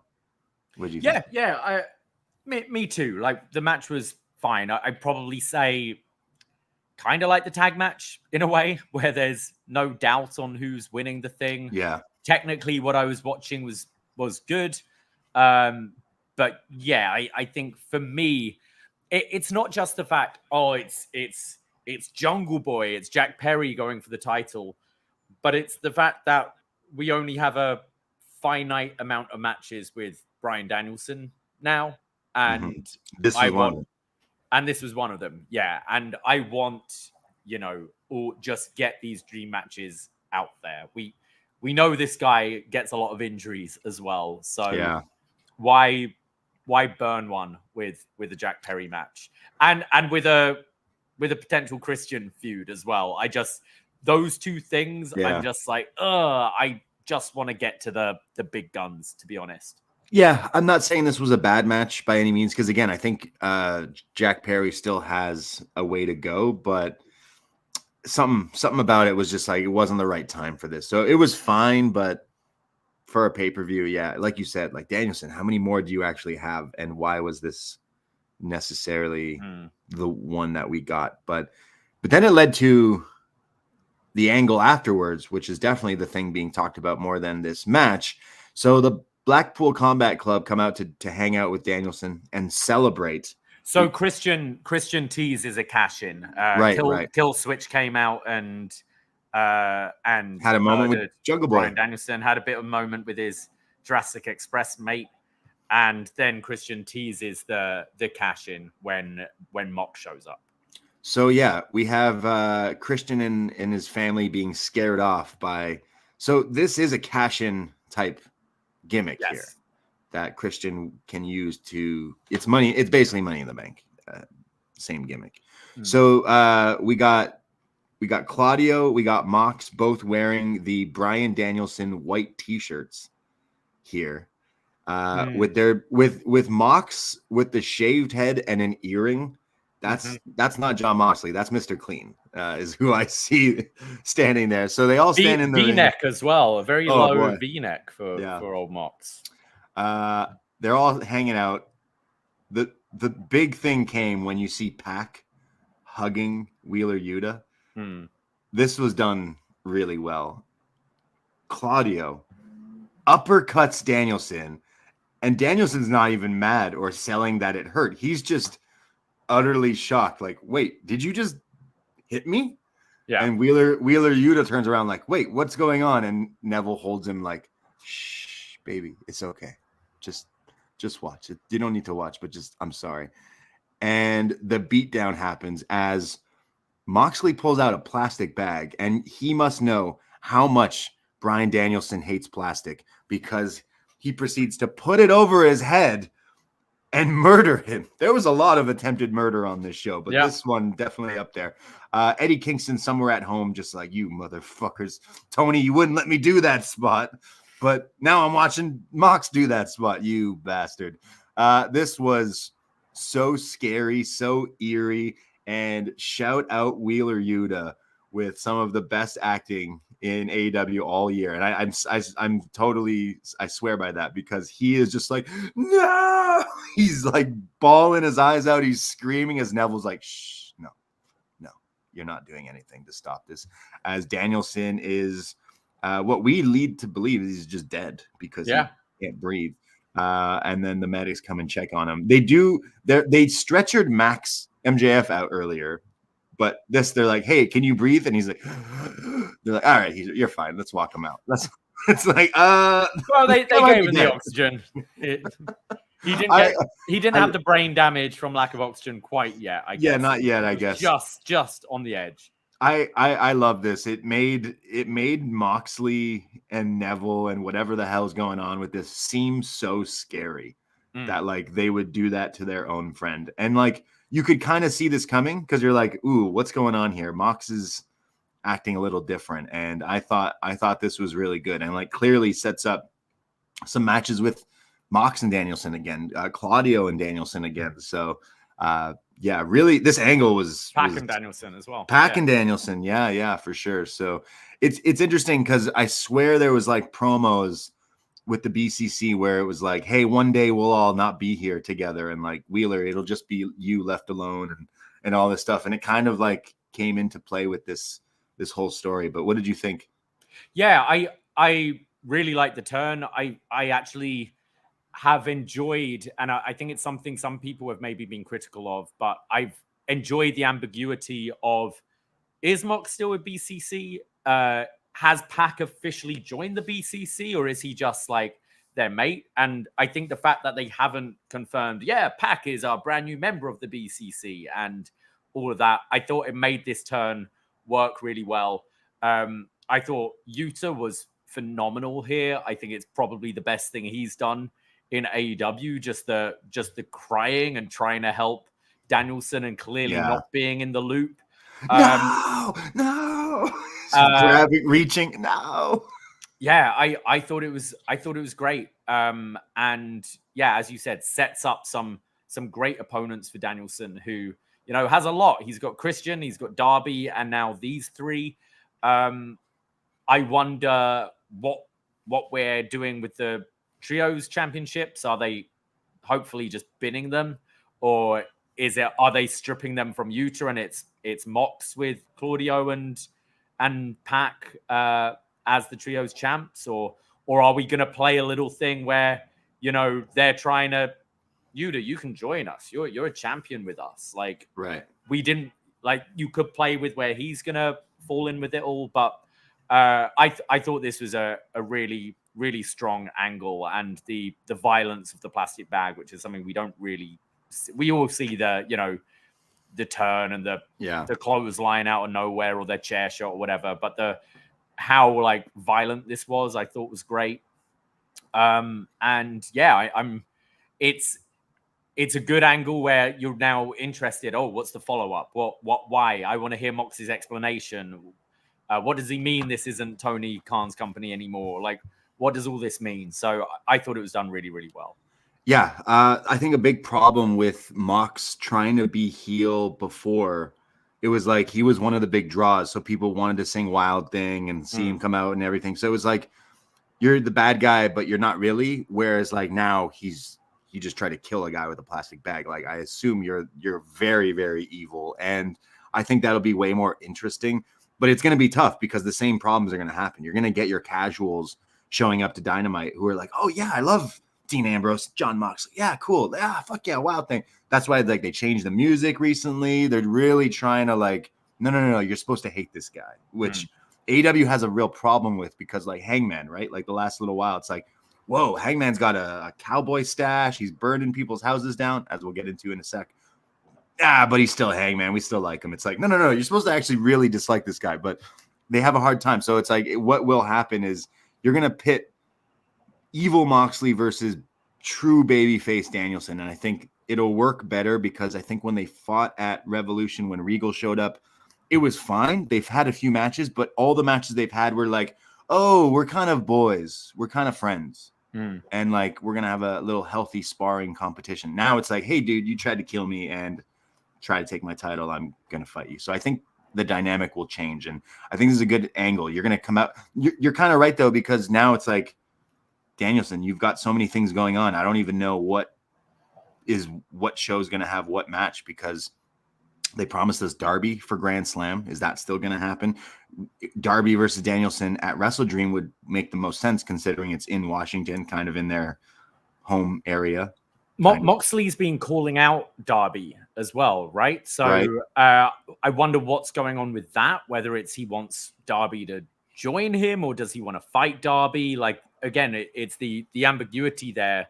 Are we heading for a Moxley Darby match for Darby's title shot or something? I don't know. Okay, yeah. I imagine we'll start getting something, because Grand Slam's in a couple of weeks. I imagine we'll have something to do with Darby this week as well.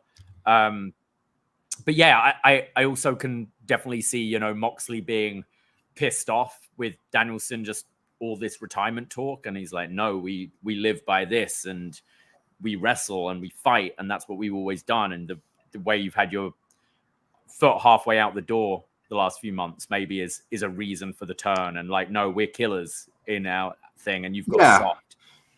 Yeah, I think it needs to be like, it's now like, hey, we're not together. I think the BCC needed to end a little while ago. So this is really good for that. And hopefully Danielson doesn't retire at Wrestle Dream, and we do get like a series of other matches. But so far, as a first like turn on an angle, like pretty good. This guy tried to put a bag over your head and kill you. So I'm in.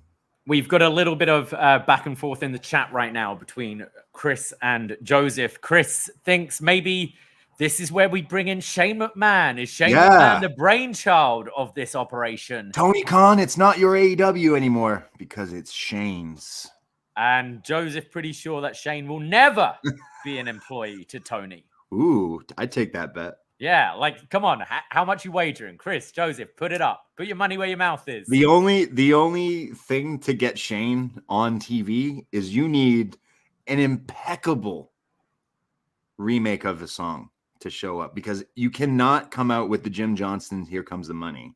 So you have to buy some other song that references money, and it just won't hit the same.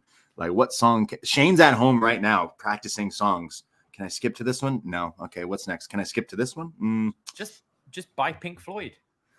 Even that one, I don't know. Money. Like, that's what comes to mind, but that's definitely an expensive song, I'm sure. But yeah, will Shane McMahon. It crossed my mind last night, and I felt bad, because imagine I'm watching a pay-per-view where you weren't home and Shane O'Mac came out. I would have been like, oh boy, Davey, don't look at your phone. I didn't get spoiled on anything on this show at all. I did really well. Good. But I did open Instagram to go to my DMs, lots of people sliding in there. Yeah. And I saw a picture briefly, which I flicked away from. And I thought it was Shane with Mox or something. Like, I'm saying like a fraction of a second. Yeah. When I went back, I realized it was Scrump with the Costco guys. Boom! Yeah, Shane O'Mac in AEW, I'm kind of for it, to be honest, but I'm not necessarily holding out for it. But I would have lost my mind if he showed up, but maybe that wasn't the right place. But we'll see. But yeah, great angle with the BCC. Lots and lots of violence. I think it was them wearing the white T-shirts, which was even more like sinister. Yeah, we're gonna dress like you before we kill you. They're like, Pac, you need to come out in a white T-shirt. He's like, I don't wear clothes. No. Full gear. Yeah. I don't know. It just felt very like Goodfellas or Godfather or some movie where like they're murdering someone and Wheeler's just watching like, no, please, no, my boy. Just good. That's cinema. Yeah. That's what the kids call our main event. It's talking about violence. We're gonna up the ante on the violence right here.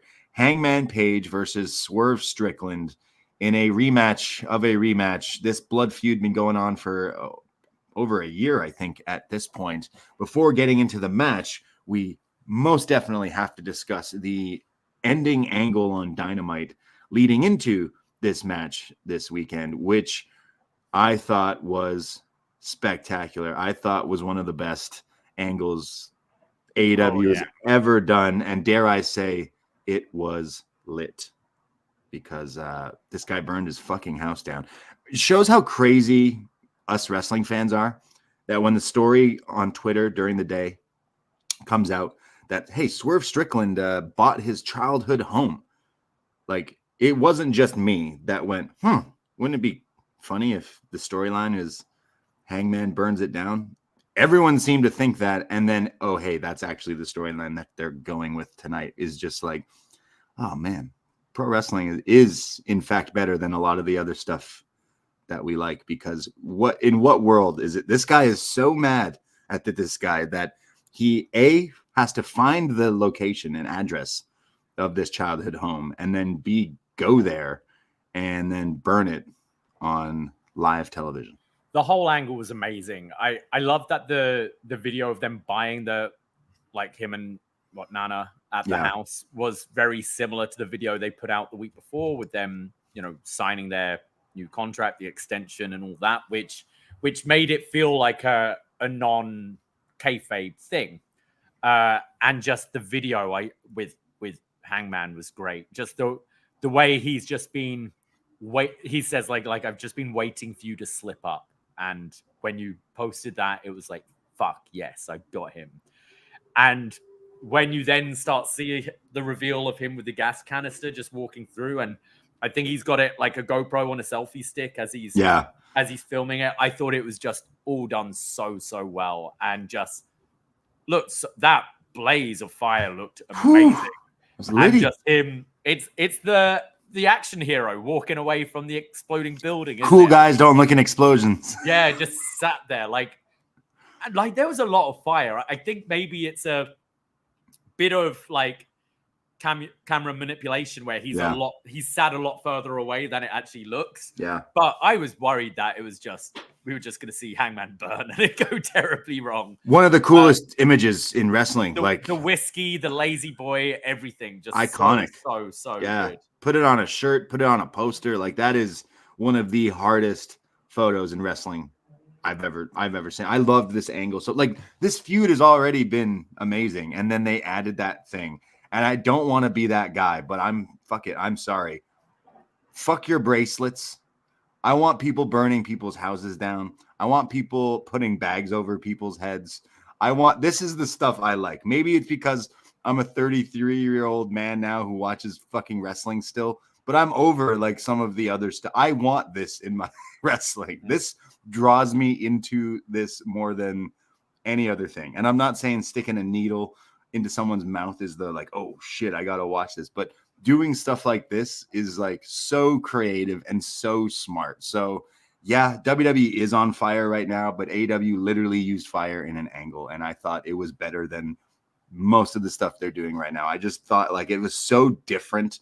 Like, sure, we've seen, I thought of Randy Orton, was it The Fiend, right? Yeah. With the pose burning, like that was some funny shit. Whereas this one didn't come across like comedic. It came across as like an ending of a movie or halfway through a movie where like someone does something so sinister and so like evil that this hero has to get this it's just it was just so good, and it's justified as well. Like we're going back to October last year, I think, where this whole thing started, and just someone posted a picture online as well of every match graphic Hangman's had at pay-per-views since then, and how he's looking wilder and wilder in each match graphic, and as he's slowly just deteriorating into madness. I thought this angle was completely justified. There was a lot of criticism at the time for the home invasion because it just seemed so wild and not really, maybe not really earned at the time, but they've done such a good job since then of keeping it a relevant part of the story. Having Swerve in his interview with JR being like, I had to do wild shit to get noticed. I was stuck in a tag team with a guy who's never here. And so I had to do stuff, and it's propelled me in this company. And the fact that Hangman's never let that go, and rightly so. Like, I wouldn't let it go. Of course. I thought it was such a well-earned moment. Joseph in the chat saying, unfortunately, the house fire did not increase ratings, but that's not how ratings work. You don't know this house fire is going to happen, right? Yeah, it's what happens next week. It's people catch that angle and go, oh, I need to see the follow-up from that. So we'll see how Dynamite does, because I think they're on a bit of a hot run at the moment. Yeah. Also, though, if I go watch a movie that comes out this weekend, right? And I watch it and I go, wow, that was really good fucking movie. And my friends go, oh man, did you see that movie? That movie was pretty fucking crazy. And then I see it was like 8th at the box office. Does that make the movie shit now? Am I like, oh, maybe I was really wrong about that movie? But then word of mouth, the next week it could be second, and then the movie gets, pirated a million times back, on back to that first Winter is Coming when Sting showed up. It was the rating the next week that benefited from it because everyone wanted to see why Sting was there. People didn't know Sting was showing up. The same with like Buffy or Breaking Bad. When a big angle in TV happens, it's the week after that usually gets the rating bump because of what the craziness of what happened. So yeah, obviously ratings still definitely matter and everything, but at the same time, like I'm comparing WWE and AEW because that's what us wrestling fans just seem to really love to do. WWE may be your big like blockbuster, TV series or whatever you want to kind of compare it to, and I still see AEW as the like competitor or the alternative, and that's what it still is, and they definitely are the alternative to WWE, but they're a bit more punk rock, a bit more raw dogging, a bit more loose when it comes to some of the stuff they do. And when it comes to my entertainment, I'm usually on that side of it. So right now, like, yeah, I really love that angle. And I could possibly say is the best angle they've done, full stop. This guy burned down his childhood home. I'm like, okay, I'm in. Like, get Tarantino on the phone, directing some angles here. Like, this is the shit I like. And then it led into what, like, the last time they fought, they were drinking each other's blood. So in this match, it's like someone's pulling out a gun, a knife, and exploding something. Like, something crazy has got to happen. And that's exactly what we got to here. Hangman versus Swerve one more time in Chicago, main event, lights out steel cage match, which also makes sense because like the whole like Nana was intervening, and then Brian Cage, and he mentioned this in the promo. So like now we're stuck in a cage, just me and you, and there's nothing else that these guys can do, which also adds to it. But this match just got so violent. Like, I don't even know where to start, but like they early on in the match, they were using some crazy weapons. When they brought out the brick, the cinder block, and then what is it? The vertebreaker onto the cinder block, where like the corner like scraped against his back, and then right away in real time you could see Hangman's back just start to like get red and bleed and everything. Like, oh my god, that was so vicious. And then on top of that, what was a power bomb onto the cinder block as well, which was just fucking nasty. Swerve again doing the Frieza from Dragon Ball, where he's getting stapled and he's just like, nah, just gonna pluck these out. Like, these, I don't feel no meaning to this. It was gory. This was not for the kids, definitely. Like, there was just lots of blood, lots of stuff. I thought this was pretty violent. And then the needle gets pulled out, and that's not something I've seen in wrestling every week. Yeah, I don't think we've ever seen it on TV. On a major promotion. I'm remembering like a year ago or so that like really shady, sketchy indie thing, like XPW or something. They did the needle in the dick. Yeah, I don't want to talk about it. Yeah. So this was clearly, they were trying to do it so the needle went through like his cheek, because some weird people can do that where they can stab things through their cheek, right? Like you've seen that. So they were going for that, where it was like trying to stick it through the other side of his cheek, and I think he like wasn't doing it, so he's like, I'll just stab you again with it, and then kills him. I took it just as he was tranquilizing him, in a vicious way. You're saying this was a loaded needle? Oh, that's what I took from this. I thought he was rendering him like paralyzing him and then smacking him with the chair. That's kind of fucked though. Like, this is that. Yeah, you don't know what he drank his fucking blood. He burned his house down. Of course. Like, wait, what is he injecting him with? Like, that you could be injecting him with like. Fuck, like the diseases? Shit you get when you're at the dentist, but like here I am thinking like Eazy-E style, like I'm gonna inject this guy with diseases. I completely took this as like a tranquilizer or something, like because he then pushes it down. It's a syringe, right? Yeah. Like he's putting something in it. Yeah, pretty fucking gnarly, dude. Like, this is pro wrestling. This is not real, guys. Come on, stop doing this. You're killing each other. I loved it. It was violent. Do I need to watch this every day and watch this all the time? No, but this feud became so personal from the moment the guy was in the dude's home to then the guy burning the other guy's home down to now, like, all guns blazing. There's no rules when it comes to this. And that's exactly what we got with like some of the violent stuff. And then the chair shot at the end, you know, AEW gets critiqued for the like the loaded chair shots or whatever. The camera did cut away for this one, I guess, like to maybe protect it. I'm not sure. It like moved back, didn't it? You still saw it, but it kind of moved back on the hit. There's fan cam of it, but like it looked nasty. It looked like it had to be a gimmick chair. This part had to be like, you know, loosened or something so that when he hit him with it, it flew out or whatever. You saw the panel kind of came out. Yeah, I imagine it's more on the lines of like, you know, the baking sheets, that kind of thing that they use.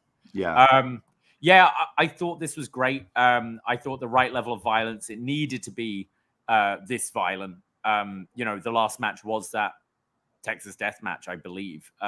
And yeah, you know, and I think they've done such a great job where they've had 4 singles matches now, and I think there's still room for more. Like, not necessarily next month and the month after, but I think you can spread these matches out in a way. This is an unsanctioned match, right? So you can have Swerve still get a title shot, and that drives Page crazy because he beat him, but, you know, he beat him, but it's not a sanctioned match. It doesn't count. In sanctioned matches, it's still 3-0 to Swerve. So, or 2, they had a draw, I believe, didn't they, at one point? Yeah. So I think that's great for the Hangman character, where you know, this one kind of doesn't count.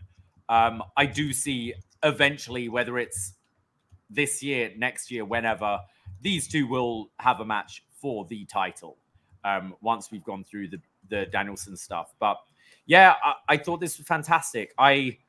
I'd say it's a shade below the Texas Death Match they had, but like that match was like incredibly special. Yeah. So it was very hard to match that. And, you know, cage matches, you are a little restricted with it because you are confined to that. It adds an exciting element to it, but it also takes a lot of stuff away from it. I did enjoy Hangman realizing he can't hit the buckshot. He's like, wait, how am I supposed to hit this before?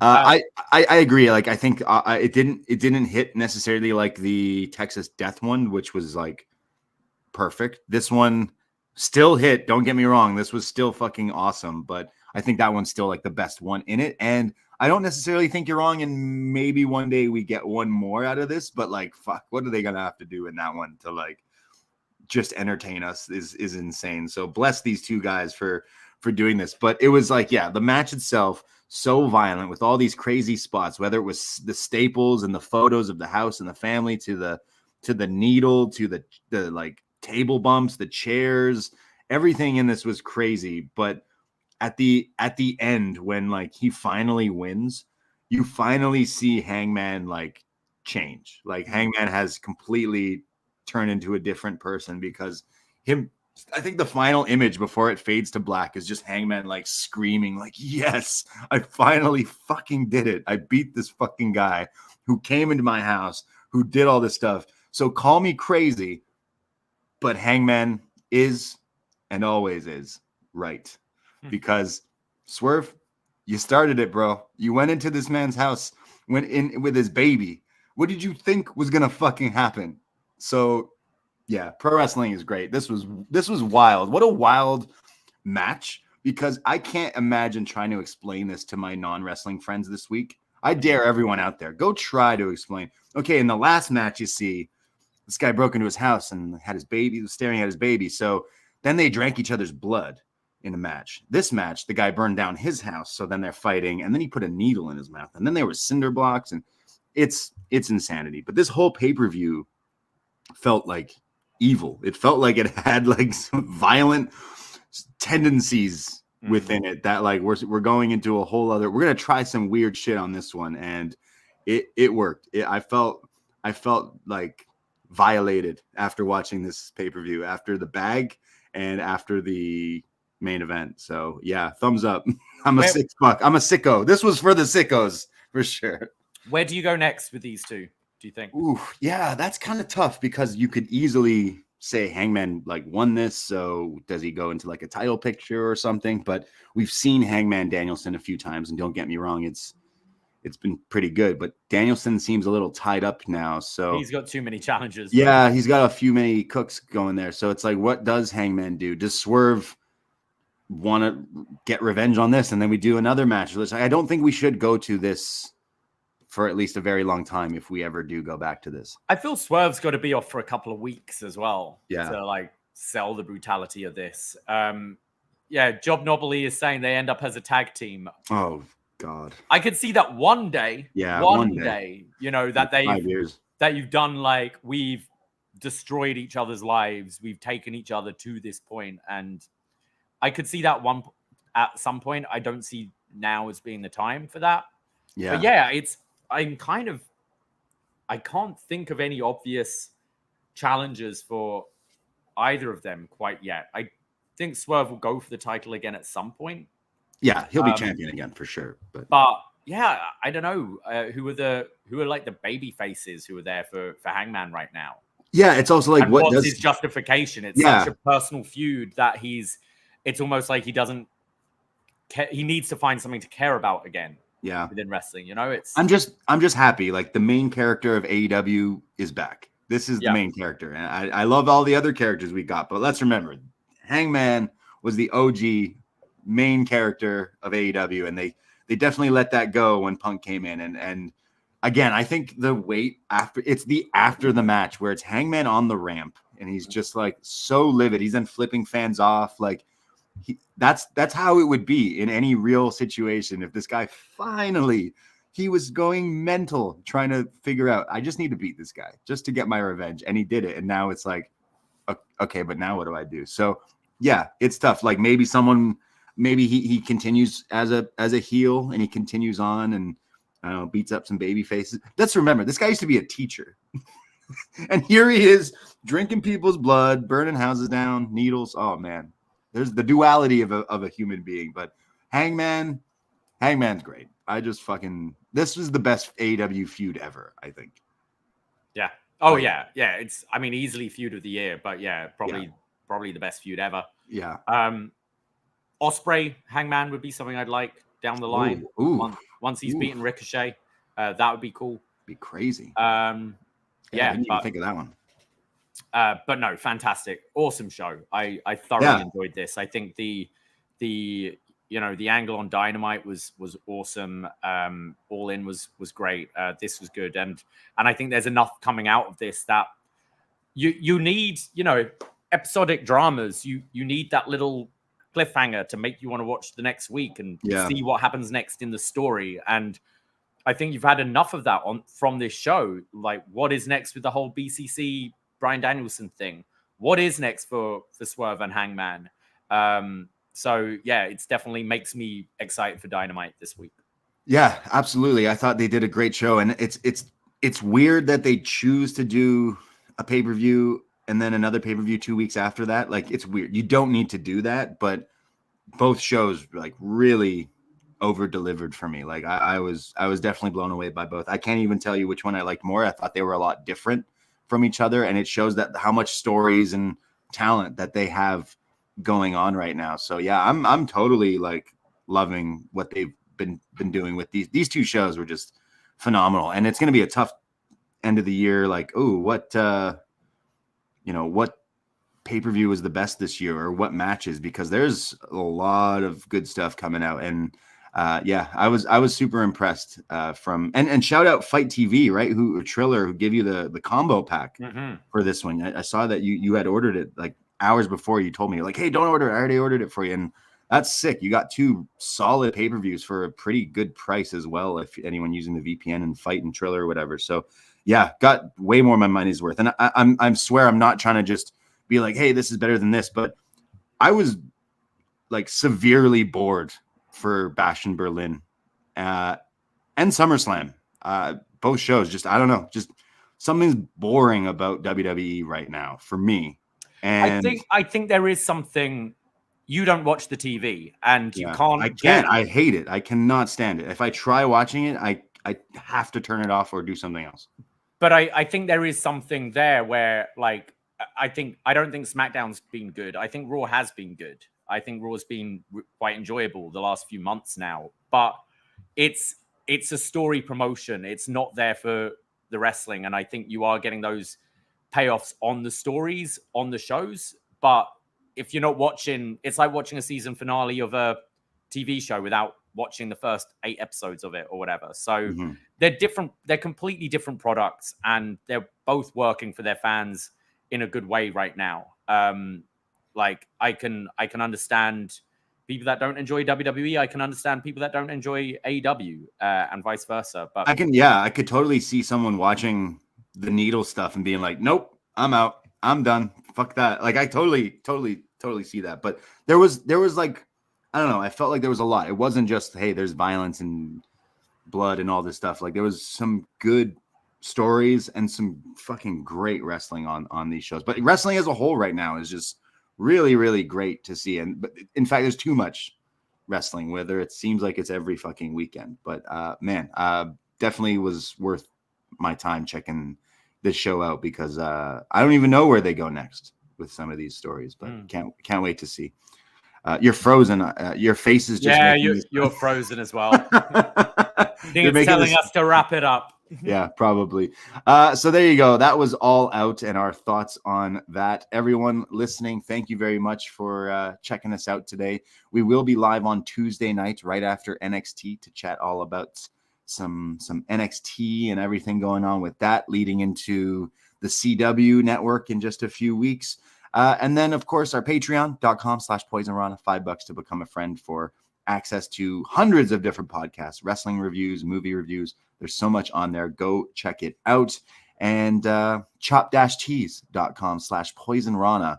Check out all the other shirts and merch and hats and stuff that we got going up there. It all goes to us, our independent content creators. So we can't do it without all you fine people. And shout out everyone who is in the chat today.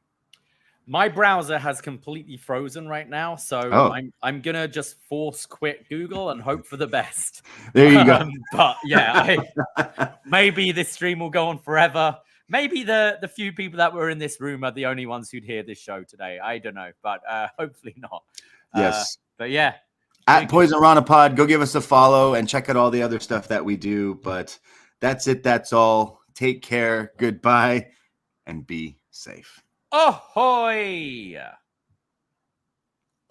We're still live. We're still live. Oh no, am I still live? He's left me now, and I'm still live. I don't know how to end it because I can't end it because he left. What am I supposed to do?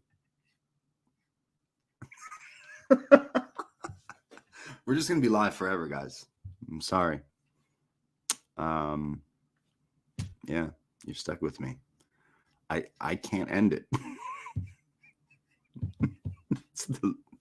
It's the live that never ends. All right. I'm going to close the browser too and see if that works. Bye.